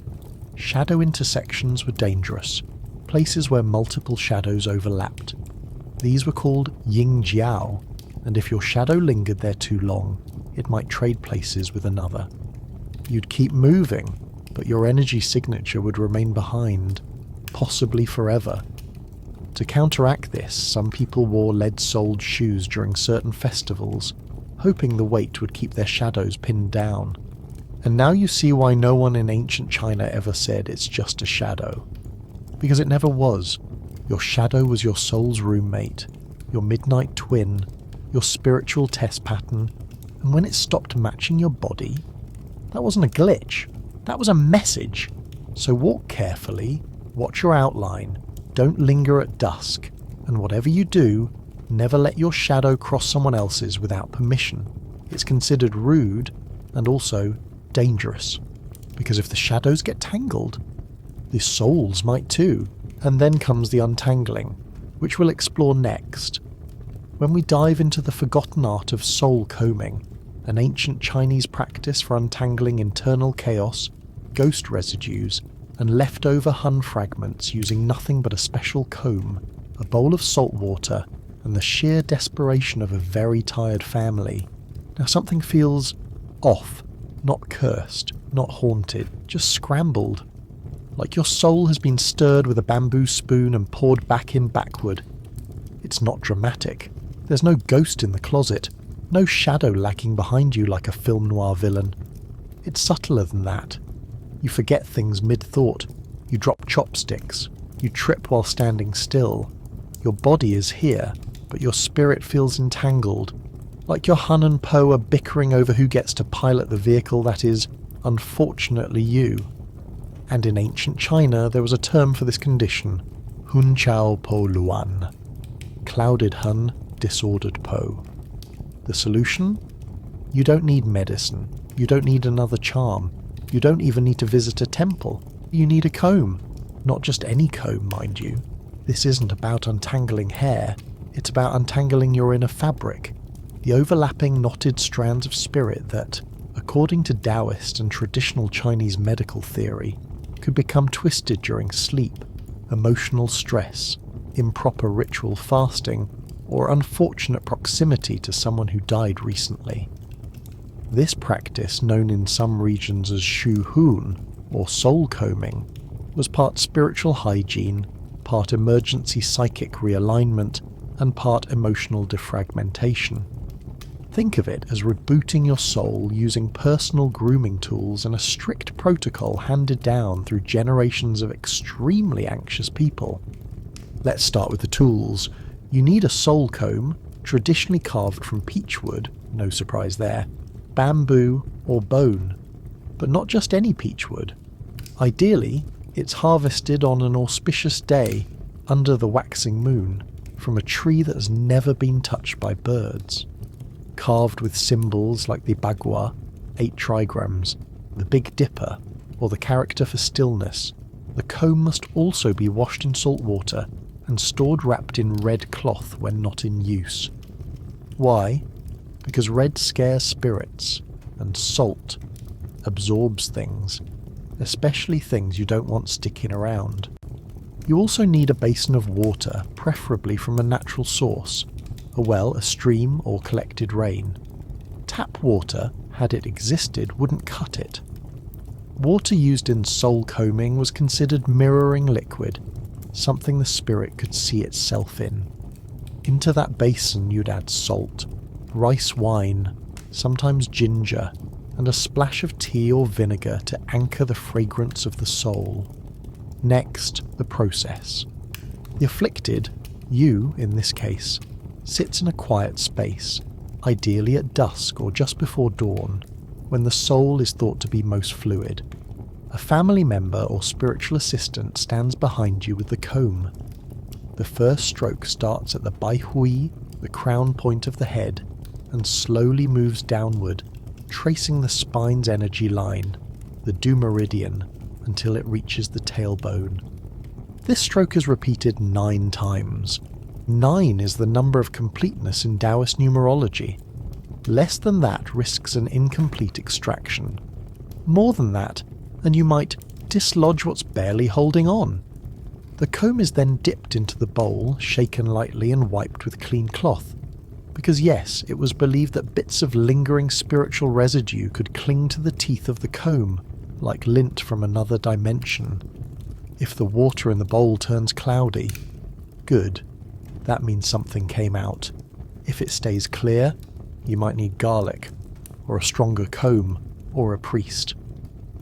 Other variations of the ritual include softly chanting the name of the afflicted, reciting their 8-character birth code, Bazi, or reading a passage from the Yinfu Jing, a short and cryptic Taoist text that monks used when diagnosing soul misalignments caused by accidental dream travel. Yes, that was a category. Dreams, after all, were where your Hun souls liked to wander, and when they came back, if they came back, they might carry residue, spiritual static picked up from forgotten realms, near-miss possessions, or other people's dream fragments. Soul combing was one way to clear all that out, like brushing cobwebs off your metaphysical frame. In some families, especially in southern provinces like Fujian or Guangdong, soul combing was performed weekly, part of regular spiritual hygiene. In others, it was reserved for emergency situations, after funerals, arguments, illnesses, or strange behaviour that couldn't be explained by diet or heat stroke. Symptoms that called for combing included persistent sighing, irritability, absent-mindedness, dropping food without noticing, feeling slightly outside one's body, and waking up with the sensation that someone else had been sleeping in your dreams. But there were rules. Never comb during an eclipse, never comb when you're angry, never comb a child's soul during thunder. Too much noise scrambles the Hun, and never, ever use the comb for hair afterward. It is now a spiritual tool, a relic. Wash it in moonlight, bury it in salt, retire it after 7 uses, or risk inviting repetition of the original problem, except worse. And if the ritual worked, if the soul untangled, you'd feel it as a sensation of release, a deep breath, a head cleared of fog, a sudden emotional exhale. Ancient manuals describe the post-coming state as shen qing, or clarified spirit. People reported brighter dreams, better digestion, a sense of feeling clicked into place. Others just felt like they'd slept for the first time in weeks. And if it didn't work, there were escalation protocols. You could add talismans to the process, comb over yellow paper burned with celestial scripts, or perform the combing while seated inside a salt circle. For the especially afflicted, a full comb and bind ritual could be performed, where the spiritual debris removed by the comb was tied into red thread, sealed in a pouch, and buried at a crossroad. This, it was believed, prevented the leftover fragments from following you home, and yet the combing was often enough, gentle, rhythmic, quiet. A reminder that not every spiritual emergency required fire, mirrors, or knives made of trees. Sometimes all you needed was the slow, careful stroke of wood against skin, the deliberate act of asking your own soul to please untwist itself. Because spiritual entanglement wasn't always caused by ghosts. Sometimes it was just life. But that's no excuse to let your inner energies ferment into a spectral tangle.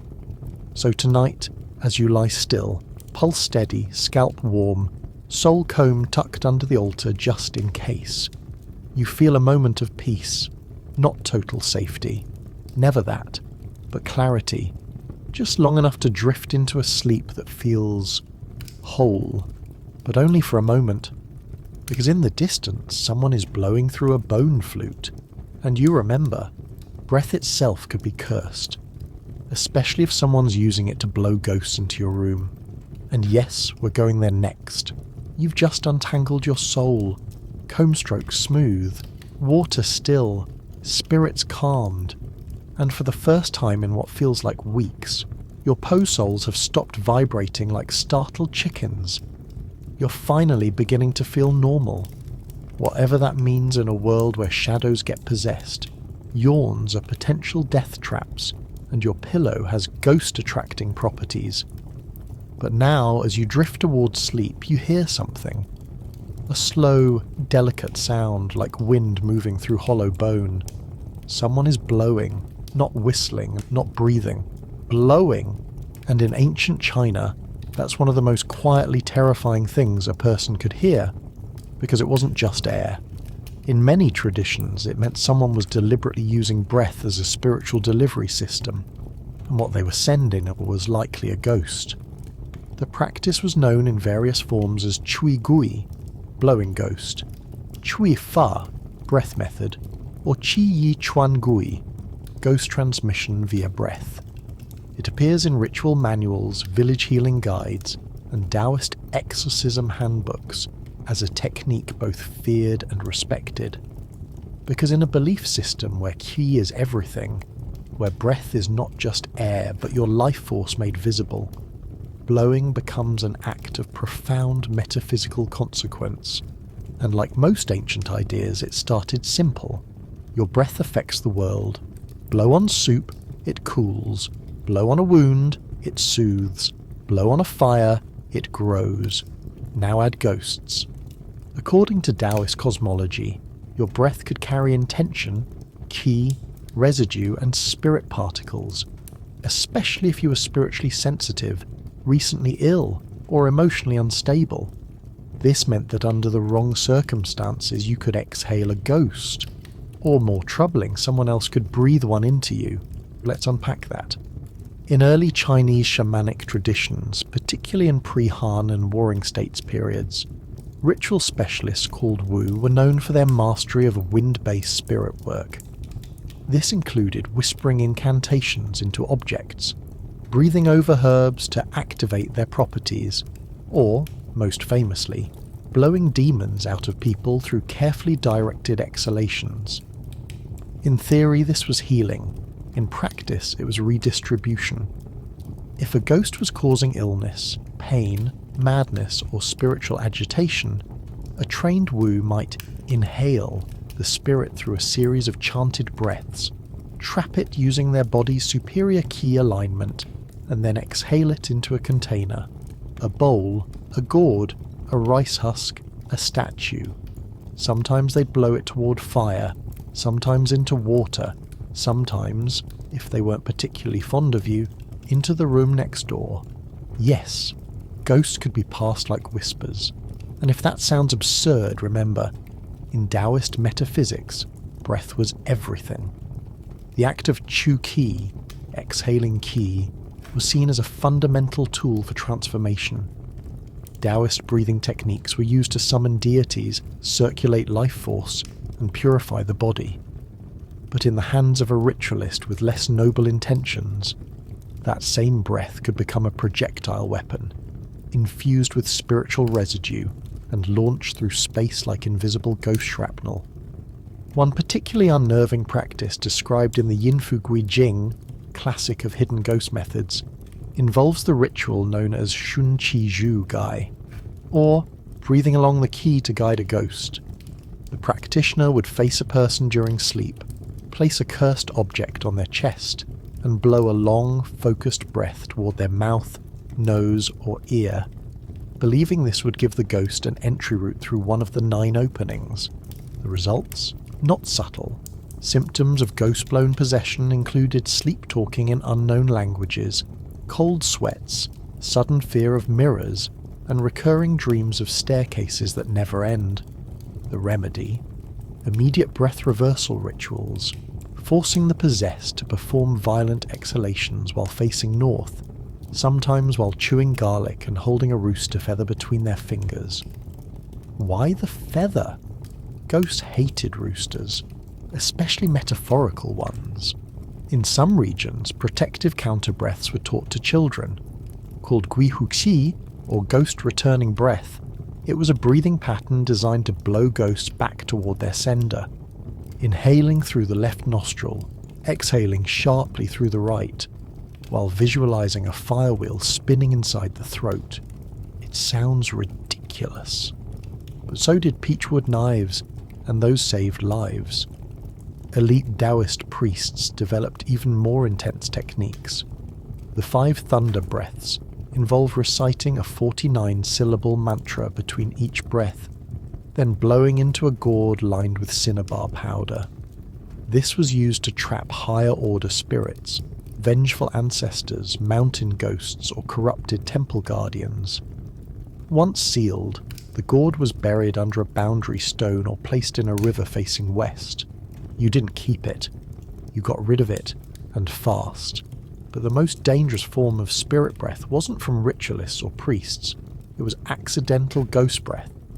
That's when a regular person, sick, grieving, emotionally chaotic, unknowingly released part of their own hun through a sigh, a cry, or a heavy exhale during sleep.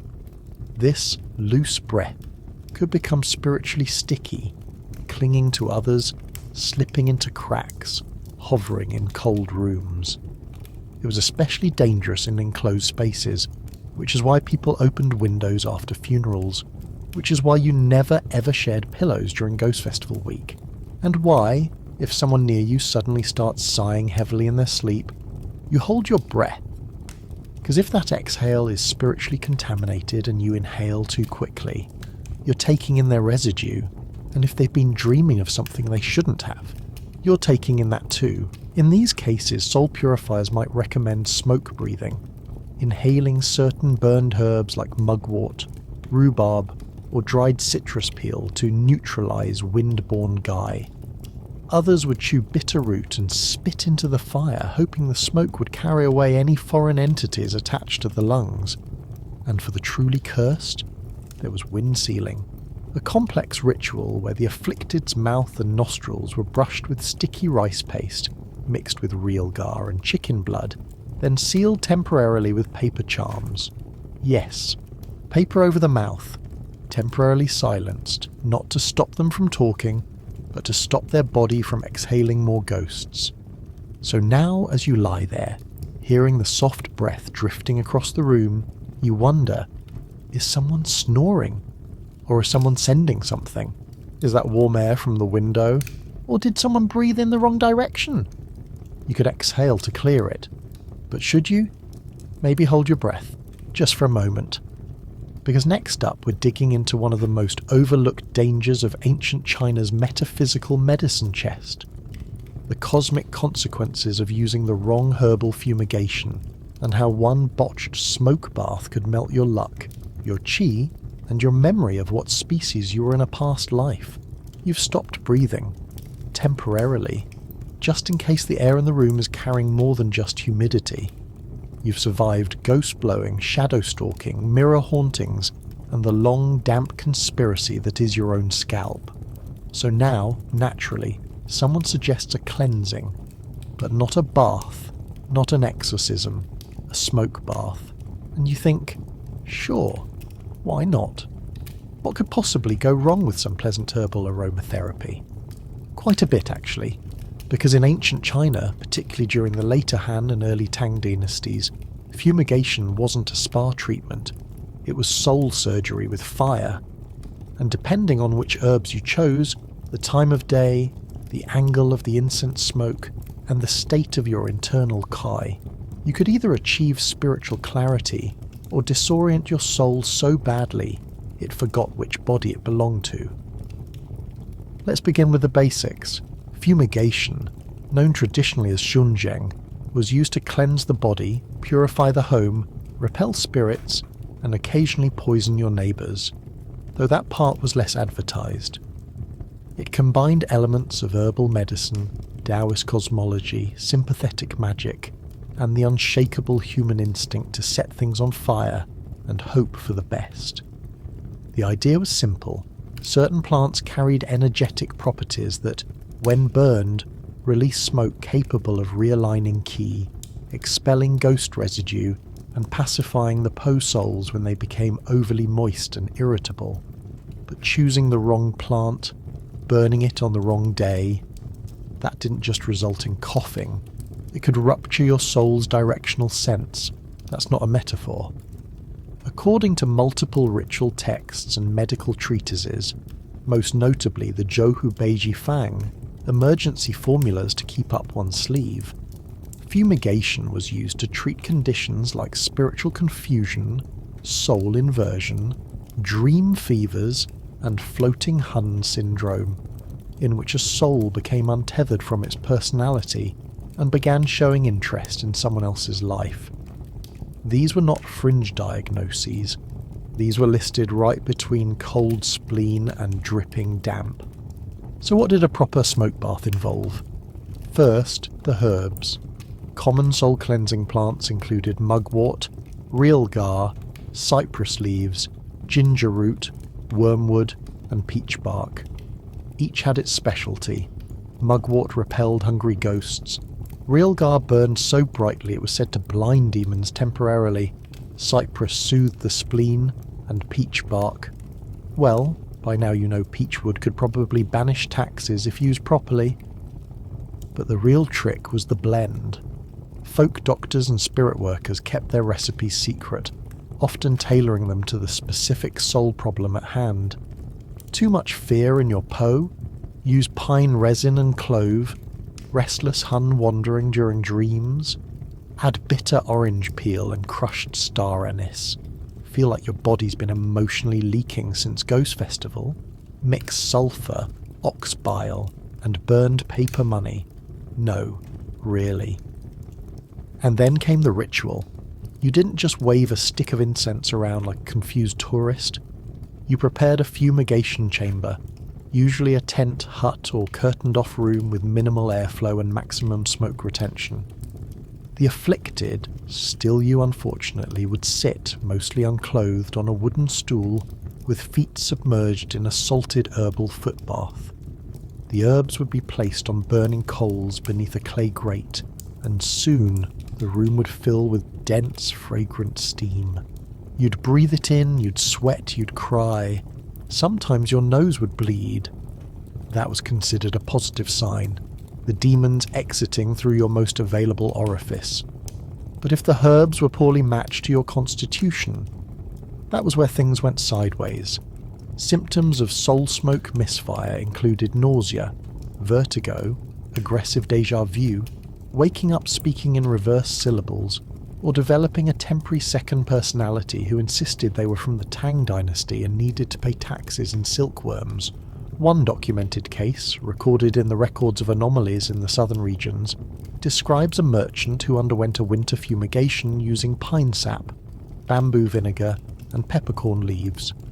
Within hours, he began hearing his ancestors debating funeral arrangements in his ears. For 2 days. He reportedly couldn't taste rice again for 3 years. Another case tells of a woman who mixed mugwort and real gar on an eclipse night, against every known warning, and became so spiritually disoriented that her shadow started arriving before she did. These weren't ghost attacks. These were herbal overreactions, which is why there were rules. Never fumigate alone. Always test the herb blend by burning a small pinch and observing flame behaviour. If it flickers green or makes a noise, discard it. Always face north when burning soul-calming herbs, and south when burning ghost-repellent ones, and never, ever fall asleep during fumigation. That's when your Hun might ride the smoke upward and forget to come back. Even seasoned practitioners treated fumigation with caution. In Taoist manuals, spiritual fumigation was often paired with breath guidance, incantation, and aftercare that included soul-rebinding rituals and avoidance of mirrors for 3 days. You didn't just walk out of a smoke bath and go to work. You lay in silence. You drank warm rice gruel. You slept facing a wall, just in case your dreams tried to detour. And yet, people swore by it. Because when it worked, when the blend was right, the timing auspicious, the spirits quiet, you felt clean. Not just in the lungs, but in the marrow. Thoughts stopped echoing. Emotions stopped buzzing. Sleep became soft and dreamless. The Po relaxed. The Hun realigned. And for once, your soul felt like it was breathing with you, not against you. So tonight, as you consider your options for spiritual maintenance, maybe hold off on the smoke, just for now. You've had a long few days of metaphysical mishaps. The air is still, your room is quiet, and besides, there's something else worth worrying about. Because no matter how clean your soul is, your teeth might still be haunted. Yes, haunted. And we'll explain why next, when we examine how ancient Chinese spirit theory turned your mouth into a battlefield, and why people believed ghosts could take up residence in your molars if you chewed the wrong thing on the wrong day. You've aired out your soul. You've survived smoke-based metaphysical triage. Your lungs are no longer laced with herbal residue, and your shadow is more or less behaving itself. You're calm, alert, aligned, and then you bite down, and something twinges. Just a pinch of pain. A single flash of sharp discomfort behind the molar on your left side. You pause. You prod it with your tongue. Nothing serious. Probably something you ate. Or maybe you've been grinding your teeth from the stress of not exploding your soul for 12 straight nights. But in ancient China, that twinge would have been met with suspicion. Not because you needed a dentist, but because your tooth might be possessed. Yes, you heard that correctly. In the vast, complex web of Chinese medical thought, the mouth was considered one of the most spiritually sensitive parts of the body, a convergence of breath, qi, digestion, and communication. And among all its features, your teeth were especially vulnerable. Hard, hidden, and deeply embedded, teeth were seen as ideal hiding places for lingering yin forces, wandering spirits, or ancestral resentments that hadn't yet found a place to haunt properly. Let's start with the basics. Classical Chinese medicine views each tooth as connected to specific internal organs and meridians. This wasn't just metaphorical, it was mapped. Upper molars were tied to the lungs and large intestine. Incisors were linked to the heart. Wisdom teeth, spleen and stomach. So a toothache wasn't just a dental problem. It could be a chi blockage, a reflection of guilt, or a symptom that a spirit was gnawing on your po. And if the pain was sudden, sharp, or appeared overnight without any physical injury, you didn't reach for a clove of garlic, you reached for a priest. One of the most feared diagnoses was something called guya, or ghost tooth. This condition appeared in various ritual texts and oral traditions, particularly during the Tang dynasty, where it was blamed for sudden mouth pain, unexplained gum bleeding, or dreams involving chewing sand, hair, or bones. The ghost didn't inhabit your entire body. It just curled up inside a single tooth, feeding off the energy there, sometimes whispering into your jaw during sleep. You might not even notice it at first, but over time, you'd develop symptoms, a clicking sound in your ear, the inability to taste bitter things, the sensation that one side of your tongue knew secrets the other didn't. More dramatically, some sufferers reported the feeling of heat in the molars or waking with bite marks on their own lips. According to the Zhenju Da Cheng, these were all signs of yin stagnation in the oral gate. In layman's terms, your mouth had ghosts. Now the good news, ancient Chinese physicians and ritualists had solutions. The bad news, most of them involved fire, salt, or alarming uses of vinegar. Let's begin with the mild approach. You'd start with mouth fumigation, of course. Herbal smoke drawn in through pursed lips and held for a slow exhale through the nose. Mugwort was common. So was burned orange peel and dried ginger root, intended to make the tooth inhospitable to spirits. But if the ghost was stubborn, you'd chew realgar powder, a substance already known for its demon-blinding properties, despite its inconvenient tendency to also be mildly toxic. Another method involved chewing a garlic clove into pulp, spitting it into a red silk cloth, and tying that cloth around your wrist overnight.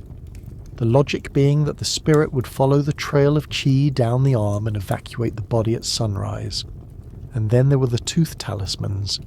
These were thin slivers of peachwood or jade carved with protective scripts, to be tucked between the cheek and gum for 30 minutes while reciting one's full birth name. The intention was to remind the ghost that you already belonged to someone, namely yourself, and that it needed to find less occupied real estate. If the pain persisted, stronger measures were taken.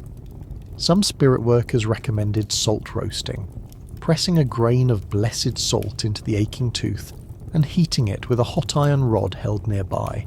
Not in the mouth, but close enough to awaken the soul root and chase out the invader.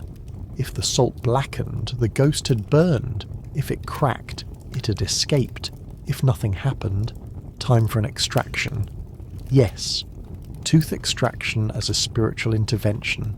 There are documented cases of families removing teeth not due to rot, but because a local shaman declared the tooth spiritually compromised. The removed molar would then be placed in a small gourd, sealed with wax, and buried at a crossroads, often alongside burned paper offerings and a chicken feather. All this just to make sure the ghost didn't crawl back in. There were preventative measures too. In some regions, it was common to rinse one's mouth with warm rice wine after funerals or ancestor festivals. This practice was meant to seal the oral gate, preventing stray spirits from entering during meals or conversation. Children were especially watched. If a child bit their tongue during Ghost Month, it was taken as a sign they had said something that angered a spirit, and the spirit had retaliated by pinching their speech from the inside. In temples, monks often recited chants before eating, not only for gratitude but to neutralize any ghost chi in their teeth. Some even wore mouth charms, strips of cloth marked with protection sigils tied over the jaw while sleeping, especially in colder seasons when po souls were said to sink into the body and gather in the root of the tongue. And finally, there's the odd case of tooth twins. Rare but feared, this condition involved a molar developing a tiny echoing pulse, almost like a second heartbeat. In spiritual diagnosis, this meant the tooth had grown its own minor consciousness, possibly due to absorbing too much ancestral grief or accidentally being brushed on an unlucky day. Treatment? You guessed it. Salt, fire, extraction, burial, apology to the nearest mountain deity. So tonight, as you lay still, your jaw resting on your pillow, take a moment to consider your teeth. Not just their alignment or enamel or whether you remember to rinse, but whether one of them feels off, buzzing, hollow, distant. Because in ancient China, your soul could be aligned, your shadow obedient, your breath clean. But if a single molar went rogue, the whole system risked collapse. And what's worse than a haunted tooth? A haunted dream that bites back, which, as we'll see next, might not be a dream at all, but a visitation from your own soul double, back from the astral realm and very unhappy with how you've been treating the body you both share. You've cleaned your teeth, literally and metaphysically. You've avoided the ghost breath, the cursed incense, the haunted hair follicles. Your mouth is sealed, your shadow is quiet, and for the first time in weeks, you feel aligned, balanced. Which is exactly when the dreams start. Not nightmares, not quite, just strange moments. You wake up sweating, unable to remember what was said, but you were talking, not to someone else, but to yourself, or at least something that looked like you, sounded like you, felt like it shared your bones, but with one important difference: it wanted your spot back. Welcome to one of the more bizarre and psychologically unnerving ideas in ancient Chinese metaphysics, the concept of the soul twin. Not a doppelganger, not a ghost, something weirder. In certain Taoist and folk beliefs, every person was thought to possess not only multiple souls, the 3 Hun, Yang spirit, and 7 Po, Yin body, but also a reflected soul, known in some texts as the Ying Hun, or shadow soul. It wasn't inherently bad. In fact, it was supposed to mirror your inner state, echo your moral character, and occasionally assist during dreams, visions, and meditative states. But under stress, emotional, spiritual, or cosmological, that reflection could fracture. And sometimes it could come back. This was the condition known as Hun Fen, soul splitting. According to texts like the Baopuzi and regional Taoist manuals, Hun Fen was most likely to occur during extreme grief, illness, spiritual misalignment, or deep sleep during unlucky days.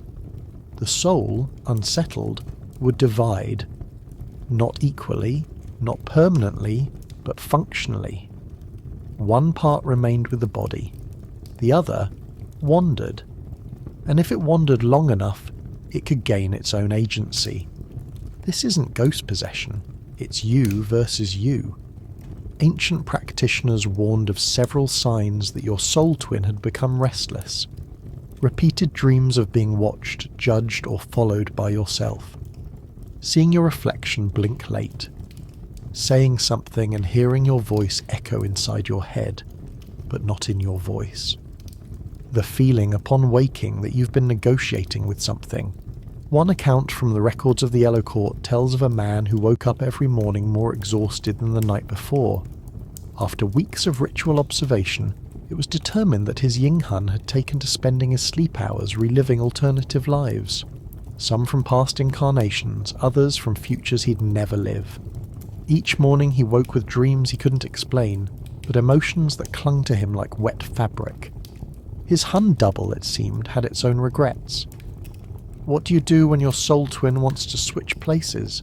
You perform a reconciliation ritual, known in some regions as Hi Hun Li Gui, or binding the wandering self. It wasn't violent. In fact, it was awkwardly intimate. You'd sit alone in a quiet space, ideally facing a mirror under moonlight, and talk, out loud, to yourself, not begging, not commanding, just acknowledging. I know you're here, I know why you left, but this body is mine. Some added talismans, holding a strip of red cloth in one hand and a sprig of mugwort in the other. Some offered gifts, a bowl of sweet rice, a drop of wine, a whispered song. The idea was to soothe the twin, to remind it of your shared origin. If successful, you'd feel it. A sudden warmth, a sigh, sometimes a single tear that wasn't yours. But sometimes the twin didn't want to return.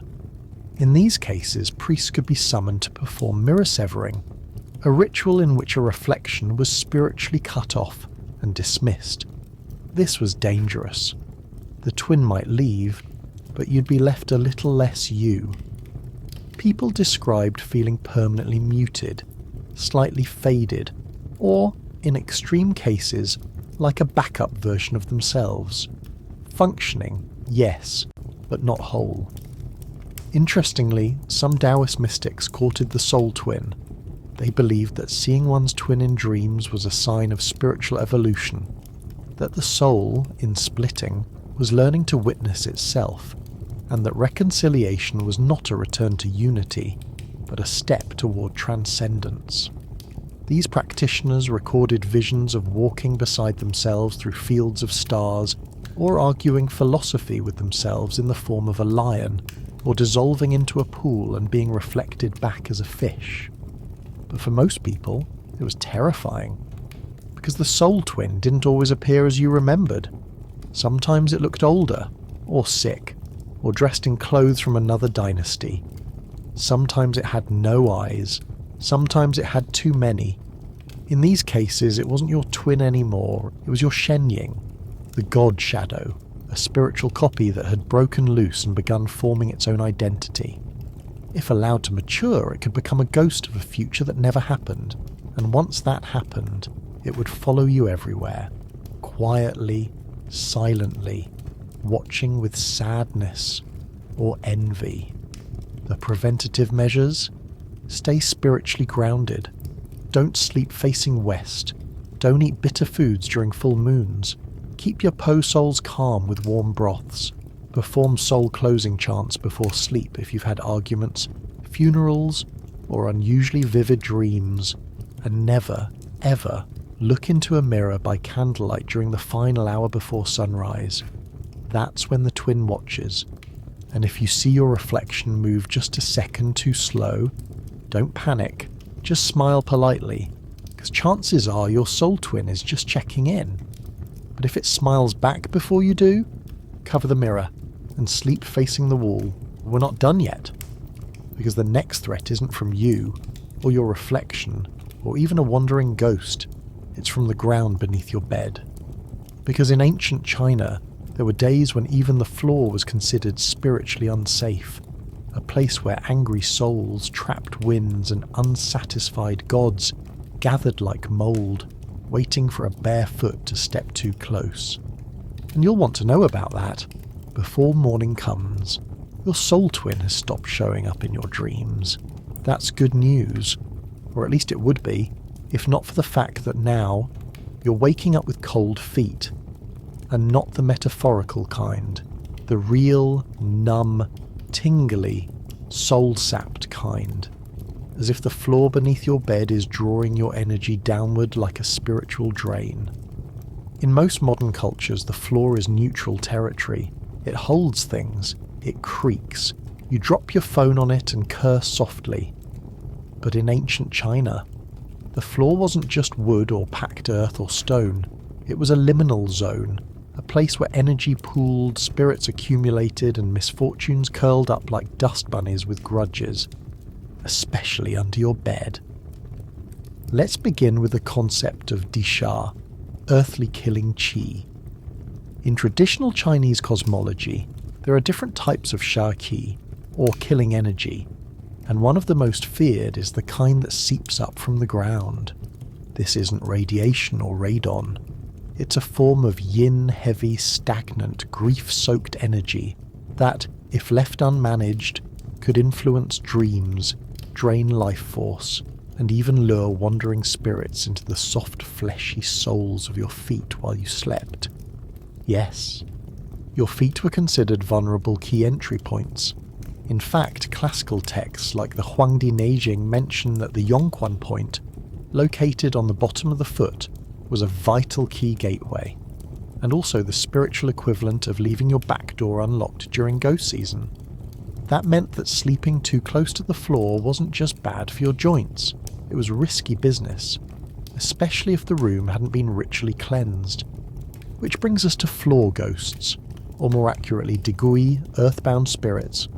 Unlike your average house ghost or ancestor who occasionally visits for tea and incense, Digui were considered low tier, directionless, and incredibly annoying. These spirits had no lineage, no family altar, and no clear task. Many were said to be the fragmented remains of people who died without proper burial rites, or during natural disasters where the soul was scattered and not retrieved. These entities clung to the lowest parts of a dwelling, the corners, the thresholds, the spaces under beds, feeding off leftover ki and emotional residue. You couldn't always see them, but you could feel them. Tired limbs, recurring leg cramps, nightmares involving sinking or falling, the uncanny sensation that something cold and quiet is curling around your ankles as you drift into sleep. All classic underbed ghost behaviour. To prevent this, people developed extremely specific rituals, many of which have been lost or dismissed, but which were taken very seriously in their time. The first line of defence was floor sweeping, but not casually. The ancient belief system treated sweeping as a directional ritual.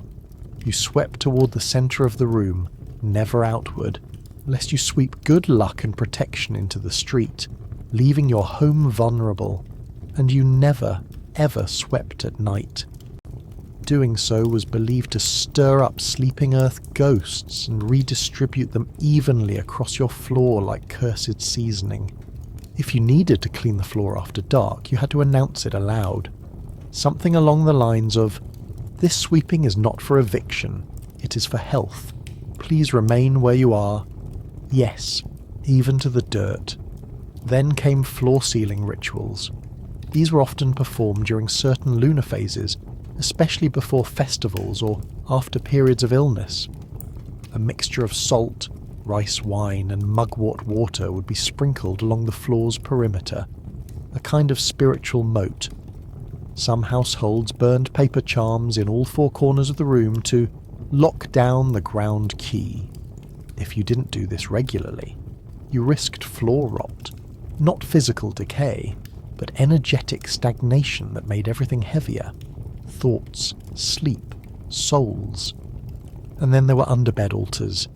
You might assume altars belong above waist level, raised, visible, sacred.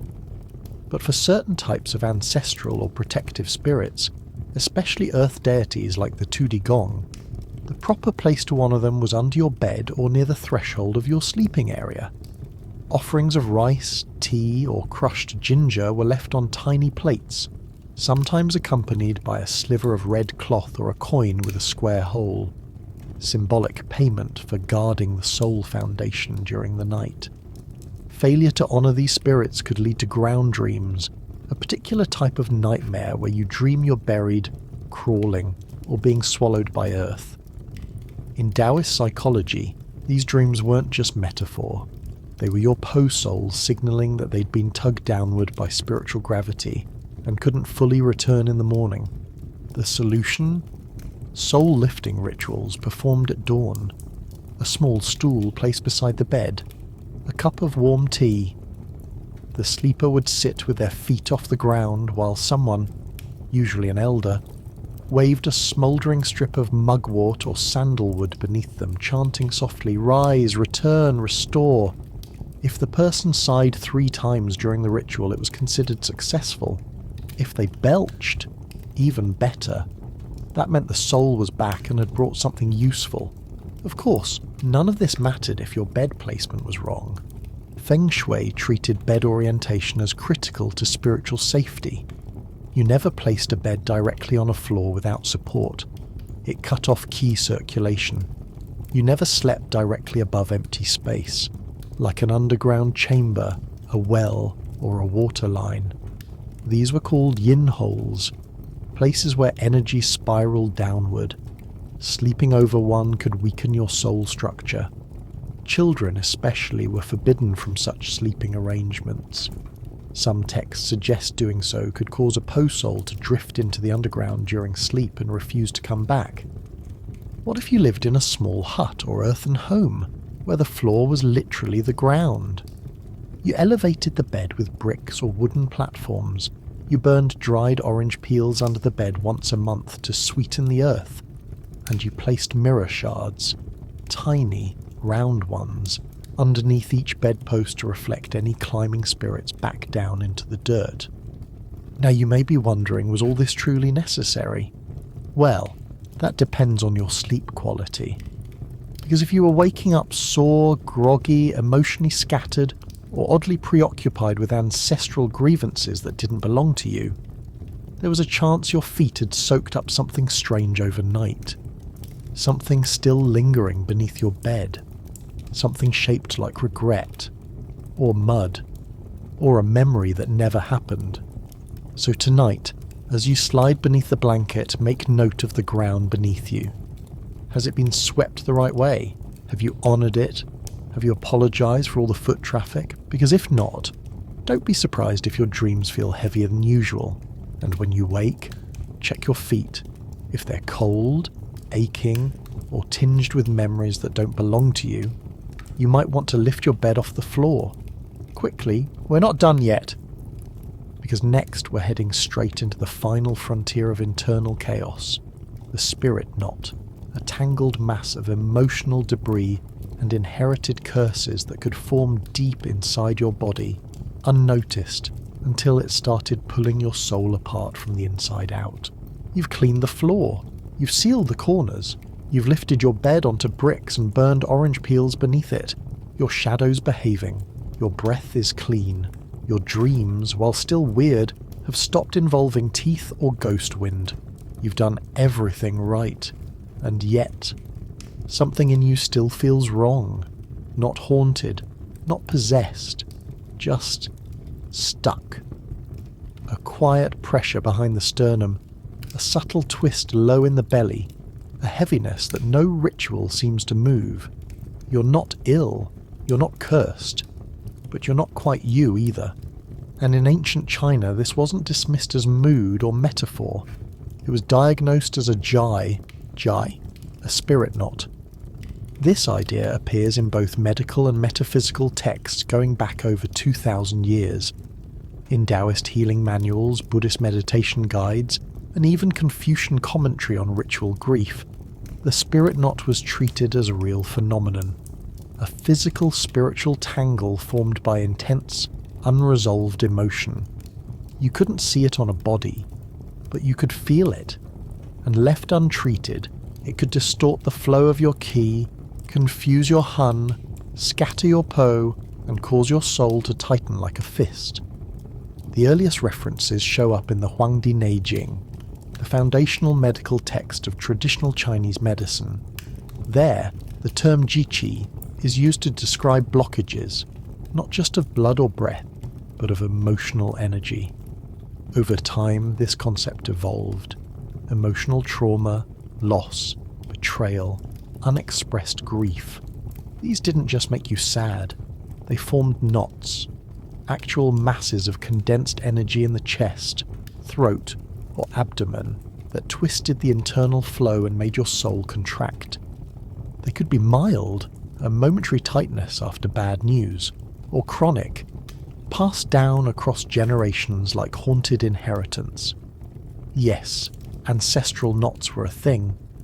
One story from the Taiping Guangji, a massive Song Dynasty collection of supernatural records, describes a woman whose chest ached every time she passed a certain tree. Eventually, a Taoist priest diagnosed her with a ghost knot, not from her own life, but from a forgotten ancestor who had died grieving in that exact spot. The solution? A soul untying ceremony involving rice wine, peach blossoms, and the ceremonial burning of her birth talisman. Within days, her pain subsided. So how did you know if you had a spirit knot? According to ancient guides, symptoms included chest tightness with no physical cause, lump in the throat sensation, digestive issues that worsened during full moons or funerals, recurring dreams of being bound, buried, tangled in vines or unable to speak, emotional surges, crying or anger, with no identifiable trigger, and most tellingly, a sense of being slightly misaligned with yourself. This wasn't depression or anxiety. Those words didn't exist. But what did exist was the idea that emotions, left unprocessed, became tangible, literally wrapping themselves into your chi pathways and forming a soul knot that could not be undone by logic. The treatment? Spirit untangling, known as GGFA. This was a multi-step process involving breathwork, ritual touch, incense, chanting, and occasionally screaming into a river. The first step was always acknowledgement. You had to name the knot, or at least name what caused it, even if it was vague, even if it was ancestral. Next came Chiao Qi, rhythmic tapping of the chest, back or abdomen using the fingers, fists or small wooden tools. The goal was to gently jostle the stuck energy. Think of it like knocking on the door of your own trauma, politely but firmly. If the knot was cooperative, you might feel it shift. A sigh, a cough, a sudden emotional release. If it wasn't, time for herbs.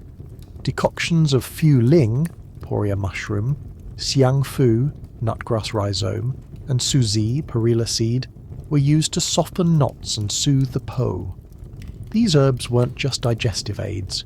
They were believed to enter the liver and spleen channels, encouraging the qi to relax and return to its correct rhythm. You didn't just drink them. Sometimes you bathed in them. Other times you applied them as poultices directly over the knot site, and then came chanting, not to summon spirits, but to vibrate the knot loose. Specific syllables, often taken from Taoist or Buddhist mantras, were intoned in long, low repetitions. Practitioners believed these vibrations could loosen the binding threads. If the person cried, screamed, or laughed during the process, it was considered highly successful. One more advanced method involved drawing a diagram of the knot. Literally, you'd sit with ink and rice paper, eyes closed, and draw the shape you felt inside you. Circles, spirals, slashes, jagged lines, whatever came out. That image was then folded, burned, and buried in a container of salt for 49 days, allowing the pattern of grief to dissolve outside the body. Of course, some knots were stubborn. These were called shenji, or god knots. These didn't come from your own life, but from cosmic misalignment. Being born on a cursed hour, carrying unfinished business from a past incarnation, or having a Hun soul that simply resented the situation it landed in. In these cases, the ritual might escalate to ancestor apology rites, name rebalancing, or even temporary soul separation, where the afflicted would perform a guided meditation to leave the knot behind and allow the remaining parts of the soul to move forward. Not without risk. Some people returned from this process quieter, lighter, yes, but not quite whole. Which brings us to the final and most difficult truth about spirit knots. Some aren't meant to be untied. Some are part of your shape now, woven into your story, embedded in the way you speak, stand, breathe. They ache, yes, but they also hold the history of who you are. And in these cases, the work isn't removal, it's softening, wrapping the knot in understanding, speaking kindly to it, inviting it to stay but not to rule, and sometimes that's enough. So tonight, as you settle into bed, pillow properly fluffed, incense extinguished, shadow quiet, breath steady, you might still feel it, that tightness, that knot. Don't panic, just notice it, speak to it softly, and above all, don't feed it spicy pickled radish after midnight on a waning moon. You don't want to wake it up angry, especially not tonight, because next we'll enter the most dangerous, least visible part of the soul's journey, the forehead gate, and how, according to ancient belief, this small point above your eyebrows could blow open under the wrong conditions, and let everything in. You've softened the knot in your chest. You've calmed your soul. Your dreams have stopped folding backward. Your jaw has stopped echoing, and your feet, blessedly, no longer tingle from ghost-saturated floorboards. But tonight, something feels exposed. Not your soul, not your shadow, your forehead. Just the skin above your eyes, smooth and innocent. A patch of flesh that, in modern thinking, does little more than sweat, wrinkle, or support regrettable bangs. But in ancient Chinese cosmology, it was a door, a soft, energetic hatch to your deepest spiritual self, known as the Tianmu, the heavenly eye. You might recognize this concept from later Buddhist and Taoist interpretations of the third eye, but in older belief systems, the forehead wasn't just a place of insight. It was a portal, a gateway through which Hun spirits could leave, dreams could flow, and, if you weren't careful, uninvited energies could crawl in like astral raccoons through a slightly open window. Let's back up. In Taoist alchemical texts and medical treatises like the Ling Shu, spiritual pivot, the area just above the midpoint between the eyebrows was considered a critical juncture of qi. It was called the Yin Tang, or Hall of Impression, and believed to be one of the primary exit points for the soul during dreaming, meditation, and, worryingly, death. Which is why keeping it covered, warm and unbothered, was considered absolutely essential. You weren't supposed to sleep with your forehead pointed directly at open space, definitely not toward a window, and never, ever toward the moon, particularly if the moon was full, eclipsed, or hanging low and red over the landscape. In these cases, the moon's yin energy was believed to pull at the yin-tang point like an invisible tide, gently coaxing the soul upward and outward like steam rising from a rice bowl. Harmless? Not if something else was watching. The ancient belief was this: if your forehead gate opened without proper preparation, you might not be the only thing passing through. Spirits, wandering Hun fragments, dream echoes, and ancestral grievances could slip in alongside your thoughts. The result? Nightmares, disorientation, soul fog, and, in extreme cases, a condition known as open gate syndrome, described in medical texts as sudden emotional flattening, misremembered dreams, and a curious inability to cry when appropriate. To prevent this, people took precautions. First and foremost, forehead covering. Not a fashion choice, a survival tactic. Sleeping caps, headbands, or a folded strip of red cloth were placed across the yin-tang point to guard the gate. The material was often lightly infused with mugwort or camphor, chosen for their soul-stabilizing properties. You didn't sleep bareheaded unless you wanted the night to go very badly. Children were especially monitored. Their yin-tang gates were said to be thin, not yet sealed by adult responsibilities or boring chores. Parents would often dot the forehead with a tiny thumbprint of cinnabar paste, marking it as closed for the night. Some went further and drew protective talismans above the brow using charcoal and chicken feather brushes, especially during ghost season. What happened if the gate opened unintentionally? You'd notice it. A sudden drop in body temperature, a chill across the brow, the sensation of drifting slightly upward even while lying down. Practitioners claimed that you might experience dream vertigo, the unmistakable sensation of your soul floating outside the forehead like a thread in the wind. Some described returning with someone else's memories. Others forgot simple things, names, places, where they put the rice. And if something followed you back in, that's where the yin-tang sealing rituals came in. A trained Taoist priest would press 2 fingers to the brow, chant the 49-character Hun Binding incantation, and trace the shape of the bagua around the forehead in slow, deliberate circles. Sometimes garlic was involved, occasionally vinegar. In rare cases, the afflicted would be asked to wear a reflective disc on their forehead for 3 days to blind the incoming qi. Yes, a forehead mirror. Because spirits, it was believed, hate seeing their own confusion. Let's not forget the practice of forehead steaming, a treatment involving hot herbal vapour directed at the yin-tang to restore balance. Ingredients varied by region, but typically included ginseng, chrysanthemum, dried citrus peel and salt. The patient would sit in a closed tent while the steam rose, warming the point and calling the soul inward. It worked, sometimes. Other times the steam released things best left trapped, which is why the more cautious healers preferred the forehead press, applying gentle pressure to the gate with warm cloth soaked in rice wine and ash. You'd lie in silence for 7 minutes, breathing slowly. If the cloth stayed warm, your gate was calm. If it turned cold, there was a draft from somewhere else. But perhaps the strangest part of all this was how ordinary people internalized the danger.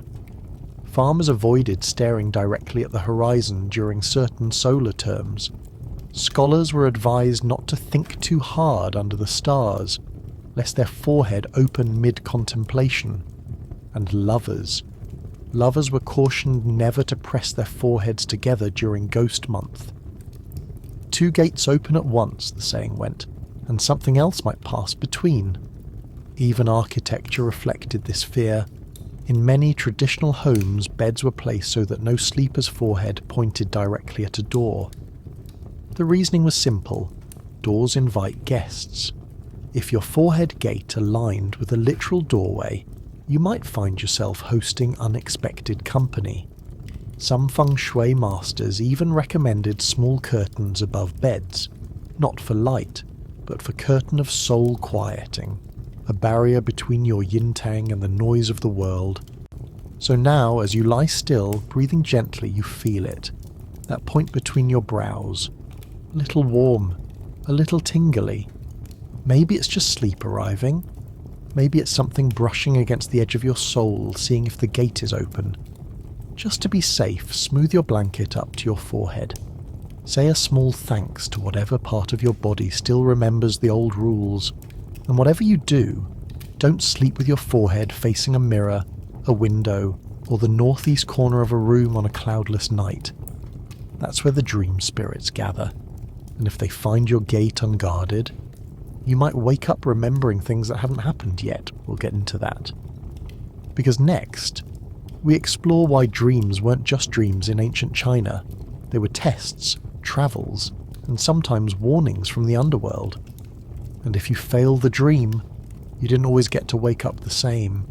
Your forehead is covered, the gate is quiet, your breath is steady, your bed is off the ground, and for once you've made it through a full night without ghost wind, soul echoes, or haunted molars. You close your eyes, and sleep comes quickly.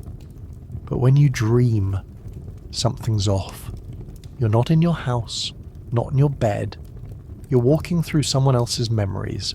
Flooded rice fields, crumbling gates, a voice you've never heard saying your name in a dialect you don't speak. You wake up with mud on your tongue and the sound of funeral drums echoing in your ribs. In ancient China, this wasn't poetic, it was a diagnosis. Because you hadn't just dreamed, you'd travelled. Let's get one thing straight. In traditional Chinese metaphysics, dreams weren't psychological.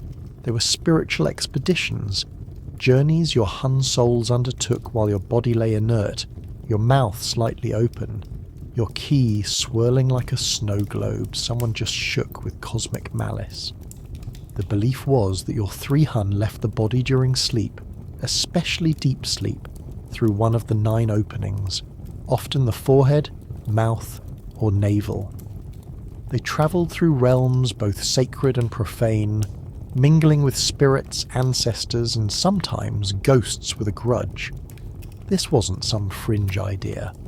The Julie, writes of Zhou, makes reference to dream interpreters who advised kings based on where the soul had travelled in sleep.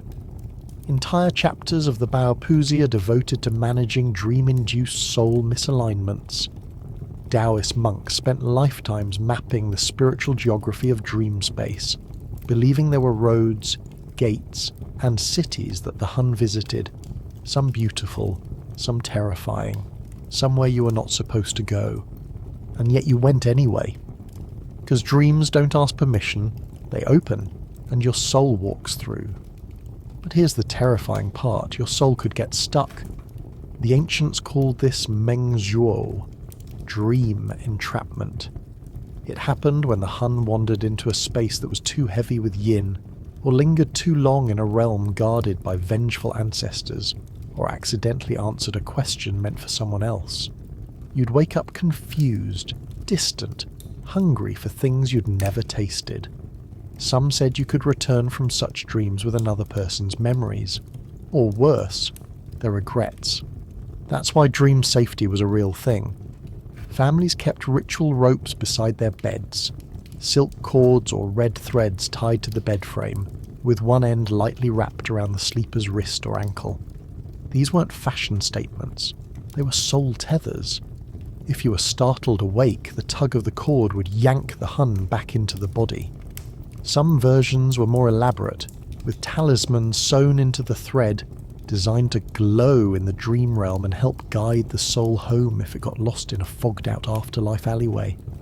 And if you forgot to tether, there were signs. Waking up feeling sore in the chest, mouth dry, the sense that time had passed differently, the sensation that you hadn't just slept, you'd been used.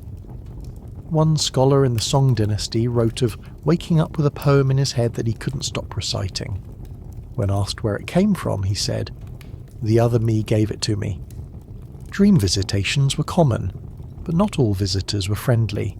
Some were ancestors with unresolved business. Some were spirits seeking vessels. Some were your own Hun, returning from journeys with ideas that didn't match your waking life. One tale from the Sushinji describes a man who began dreaming of architecture he'd never studied, blueprints he'd never drawn. Within weeks he was designing temples, perfectly, while awake. When asked how, he said, "I've built them before." He hadn't, but someone else had. Someone whose soul had overlapped with his during a dream crossing. How do you protect yourself? For starters, bed direction. Sleeping with your head pointed north was said to align your Hun with the heavenly pole star, the axis of stillness in the cosmos. East-west sleeping risked crossing dream currents. Beds were arranged to avoid alignment with mirrors, doorways and water sources, all believed to create energetic turbulence during sleep. You also avoided certain foods at night: garlic, onions, bitter melon. These could roughen the dream edge, making the soul more likely to catch on emotional splinters.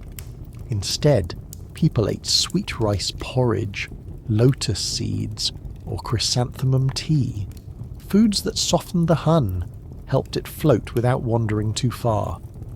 There were even pre-dream incantations, reciting your full name, birth date, and a simple command like, "I sleep, I return, I forget."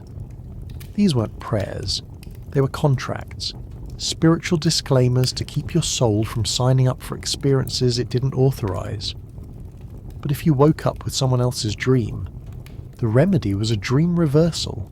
You'd sit in silence, eyes closed, and mentally retrace your steps through the dream, backward, room by room, emotion by emotion, until you reach the point of entry, at which point you'd inhale sharply through the nose, hold the breath, and then exhale into a clay bowl filled with salt water.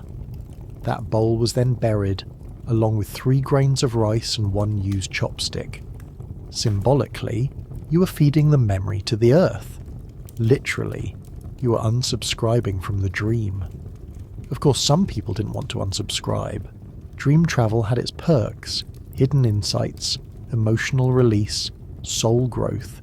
Taoist adepts cultivated dream states to speak with gods, visit the dead, and map the outer provinces of the spirit world.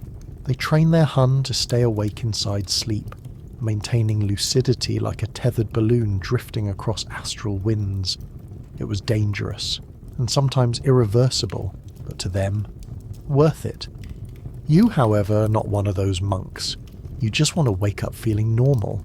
So tonight, before you sleep, maybe tie a thread to your ankle, maybe avoid the lotus root, and maybe, just maybe, whisper your name into the dark and remind the universe, this soul is occupied. This dream is closed to visitors. And no, you're not accepting haunted mail from other dimensions right now, because next we'll step into the one space even dreams feared, the mirror in the dream, and why, in ancient Chinese belief, seeing your reflection while asleep wasn't just a coincidence. It was a summons, and what answered it might not have been you. You've survived a soul entanglement. You've drifted through borrowed dreams. You've dodged ancestral regrets, shadow twins, and whatever that thing was that tried to whisper through your left molar last week. You've even started sleeping with red thread around your ankle and a mug of salted water near your bed, just in case. And then, one night, it happens. You dream of a mirror. It's old, bronze, the kind used by nobles in Han Dynasty tombs, round and cloudy, rimmed with dragons. You're looking at it, but what looks back is off. Not scary, not monstrous, just slightly delayed. It blinks after you do, smiles a beat too late, and when you wake up, the feeling lingers, like your soul is still facing something reflective, even though your eyes are open. In ancient Chinese belief, this wasn't just a strange dream, it was a warning. Because mirrors, in dreams or in waking life, were never just about reflection. They were gateways, instruments of diagnosis, spirit traps, and sometimes summoning tools. And seeing one while unconscious meant something had seen you first. Let's begin with the foundational idea. In classical Taoist cosmology, mirrors were believed to possess a spiritual surface, a kind of membrane between the physical and metaphysical realms. This belief was so widespread that mirrors were routinely placed in tombs to protect the dead, in bedrooms to repel demons, and on doorframes to bounce away wandering ghosts like an energetic security system. But in dreams, that same surface became unstable. According to Taoist dream guides and Qing-era manuals like the Mengzong Lu, Record of Dream Anomalies, dreaming of a mirror opened what was called a double gate, a rare moment when your conscious Hun soul, detached and adrift during sleep, encountered its own echo inside the mirrored world. If the reflection moved differently, that wasn't your imagination. It was your spiritual twin, or worse, a mirror-born spirit also known as a Jingui, a ghost formed from emotional residue, ancestral karma, or lingering trauma that had embedded itself in the reflective realm and now wanted back in. These weren't hallucinations, they were candidates, fragments of soul that had been lost, banished, or voluntarily exiled, and a dream mirror was one of the few ways they could re-establish contact. If you stared too long, you created resonance. If you touched the surface, you gave permission. If you spoke, you entered negotiation. The ancient Chinese had very specific rules about this. Dreaming of a mirror alone wasn't always dangerous. It depended on the following details. Was your reflection delayed? Did it speak without you speaking first? Did the background behind the reflection match your real location? Or was it from another time, another room, another life? Did you feel like you were the reflection, watching someone else dream? If yes to any of the above, you were advised to wake up immediately. Or, if unable, perform what's called a dream reversal blink, closing your eyes in the dream 3 times rapidly while biting your dream tongue. Yes, really. This would, in theory, force your Hun to withdraw from the mirrored state and snap back to its home body. If this failed, you might wake up with what was known as Jinqi Fan Jiang, mirror key inversion. Symptoms included the inability to make eye contact with others, reflections in glass that felt wrong, sudden distrust of your own memory, emotional residue from a life that wasn't yours. To To counter this, Taoist priests performed mirror sealing rituals. This involved taking a bronze mirror, or in modern adaptations, any reflective object, wrapping it in red cloth, placing it in a bowl of salt water, and reciting the 36-character seal of the Jade Emperor. The mirror was then buried for 49 days beneath an east-facing threshold, symbolically cooling the gateway. But if the dream mirror wasn't sealed, there was a risk of reflection reversal. This rare condition, documented in dream records as far back as the Tang dynasty, described individuals who became spiritually inverted. Their behavior changed subtly, speaking in odd tenses, showing familiarity with people they'd never met, or performing rituals from forgotten eras. In these cases, it was believed the sleeper had not returned. Something else had.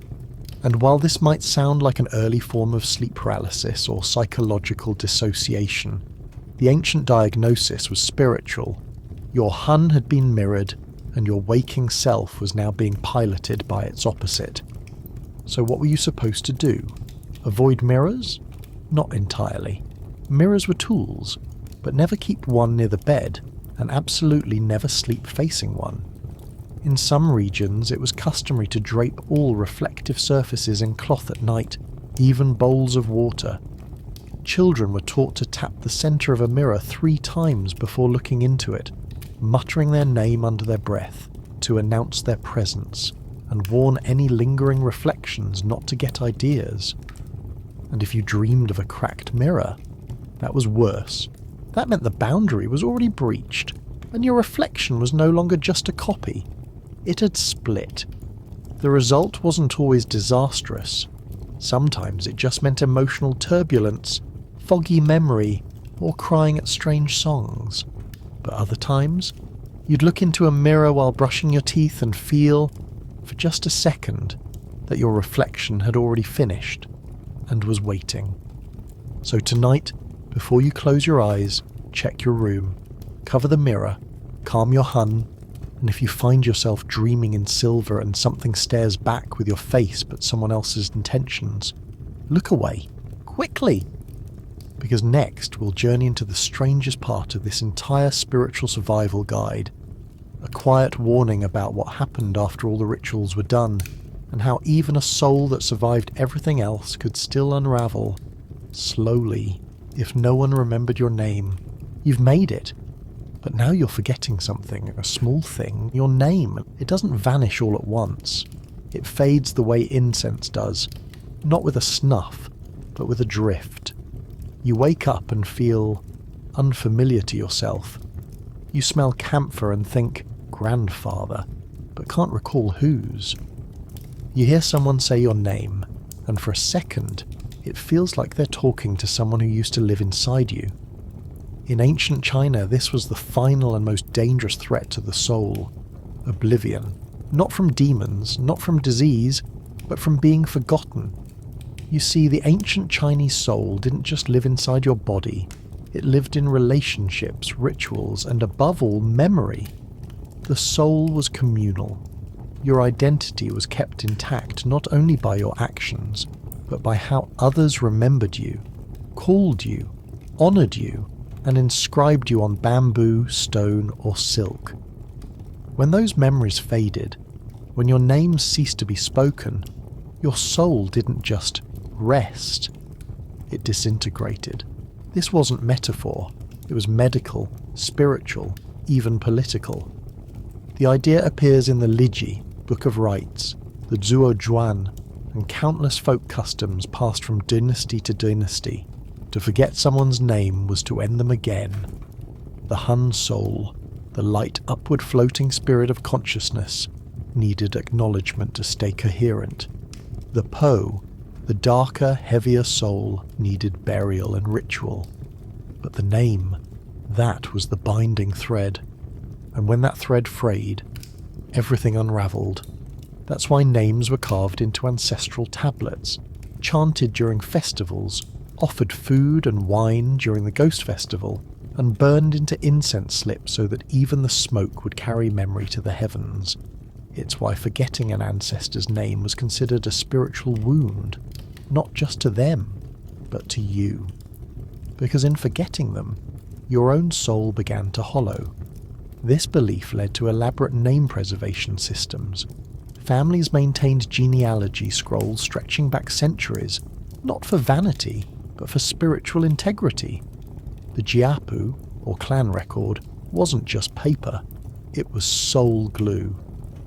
If a name was smudged, lost, or skipped during ritual, practitioners believed that person's hun would begin to drift, aimless, voiceless, increasingly fragmented across the unseen realm. And the symptoms? They showed up in you. You'd misplace simple objects, struggle to recall your own birth time, forget faces you've seen daily. Eventually, the mirror stopped reflecting you properly, not because something was invading, but because you were fading from yourself. They called it Wu Ming Ji Hun, the nameless soul. Not cursed, not haunted, just unheld. To prevent this, elders taught children the importance of name rituals. You'd light incense, say the full name of your ancestors aloud, bow 3 times and whisper your own name back in response. I remember you. I am remembered. This was the spiritual handshake between generations, a feedback loop of identity. Some went further. They'd stitch names into clothing linings, bury slips of paper with their name beneath a favourite tree, even place name stones in rivers so that their memory would drift with the current forever. Not for ego, for continuity. Because the fear wasn't death, the fear was being unnamed. This also explains why taboo names were so strictly enforced. Emperors and sages had names that couldn't be spoken casually, not because of rank, but because their names carried such dense spiritual significance that to misuse them was to jostle a cosmic thread. Names weren't labels, they were coordinates, anchoring your soul to a specific spiritual and historical context. If that anchor broke, you didn't just drift, you detached. Which is why the final ritual, performed at the end of a life or at the end of forgetting, was often name retrieval. A quiet rite in which someone, usually a relative or priest, would stand at the edge of the household altar or gravesite and call the name of the forgotten again and again until something moved. A candle flicker, a breeze, a dream that returned. Sometimes nothing happened, but sometimes you woke up remembering an old melody, or a taste, or a feeling that someone else had finally said your name, not as noise but as recognition, and the soul stitched back together. So tonight, as this story quiets and your eyes grow heavy, remember this final protection. Hold on to your name. Speak it softly, even once, not as defiance, not as fear, but as a thread, a single, fragile line back to yourself. Because everything else, the herbs, the rituals, the forehead gates and dream mirrors, all of it was just defense. But memory, that was your foundation. And as long as someone remembers you, you don't explode, you remain. And now, you've survived. Not just ghost wind, not just forehead portals, mirror traps, and medicinal soup that might have contained beetle powder, or someone's powdered grandma. No, you've made it through the full soul maintenance protocol of ancient China. You've learned how to stop your spirit from wandering, how to keep a dream mirror from luring your reflection into unemployment, how to bathe your hun without offending your Po, and how to spiritually scream into a clay bowl when things go slightly sideways. You've endured acupuncture diagrams shaped like interdimensional subway maps. You've respected the rice, ignored the moon, and politely declined invitations from the underworld by coughing 3 times and rolling to your left. And best of all, you still remember your name. That means your soul is still technically intact. A little wrinkled, maybe, slightly damp from the vinegar steam, but all in all, still yours. So if you've made it to this point in the documentary, or congrats. You now officially know more about ancient Chinese soul survival than most Tang Dynasty civil servants. That said, maybe wait until morning to try any of it. If you're enjoying these bizarre journeys through the most unhinged corners of history, I'd really appreciate a like, a subscribe, or just a sleepy comment with your city and what time you finally passed out during the four-eyed gate sequence. And remember, if you wake up tonight with the distinct feeling that your reflection blinked twice, just smile, pull your blanket over your head, and mutter, "Not tonight, mirror demon. Thanks for watching. Sweet dreams."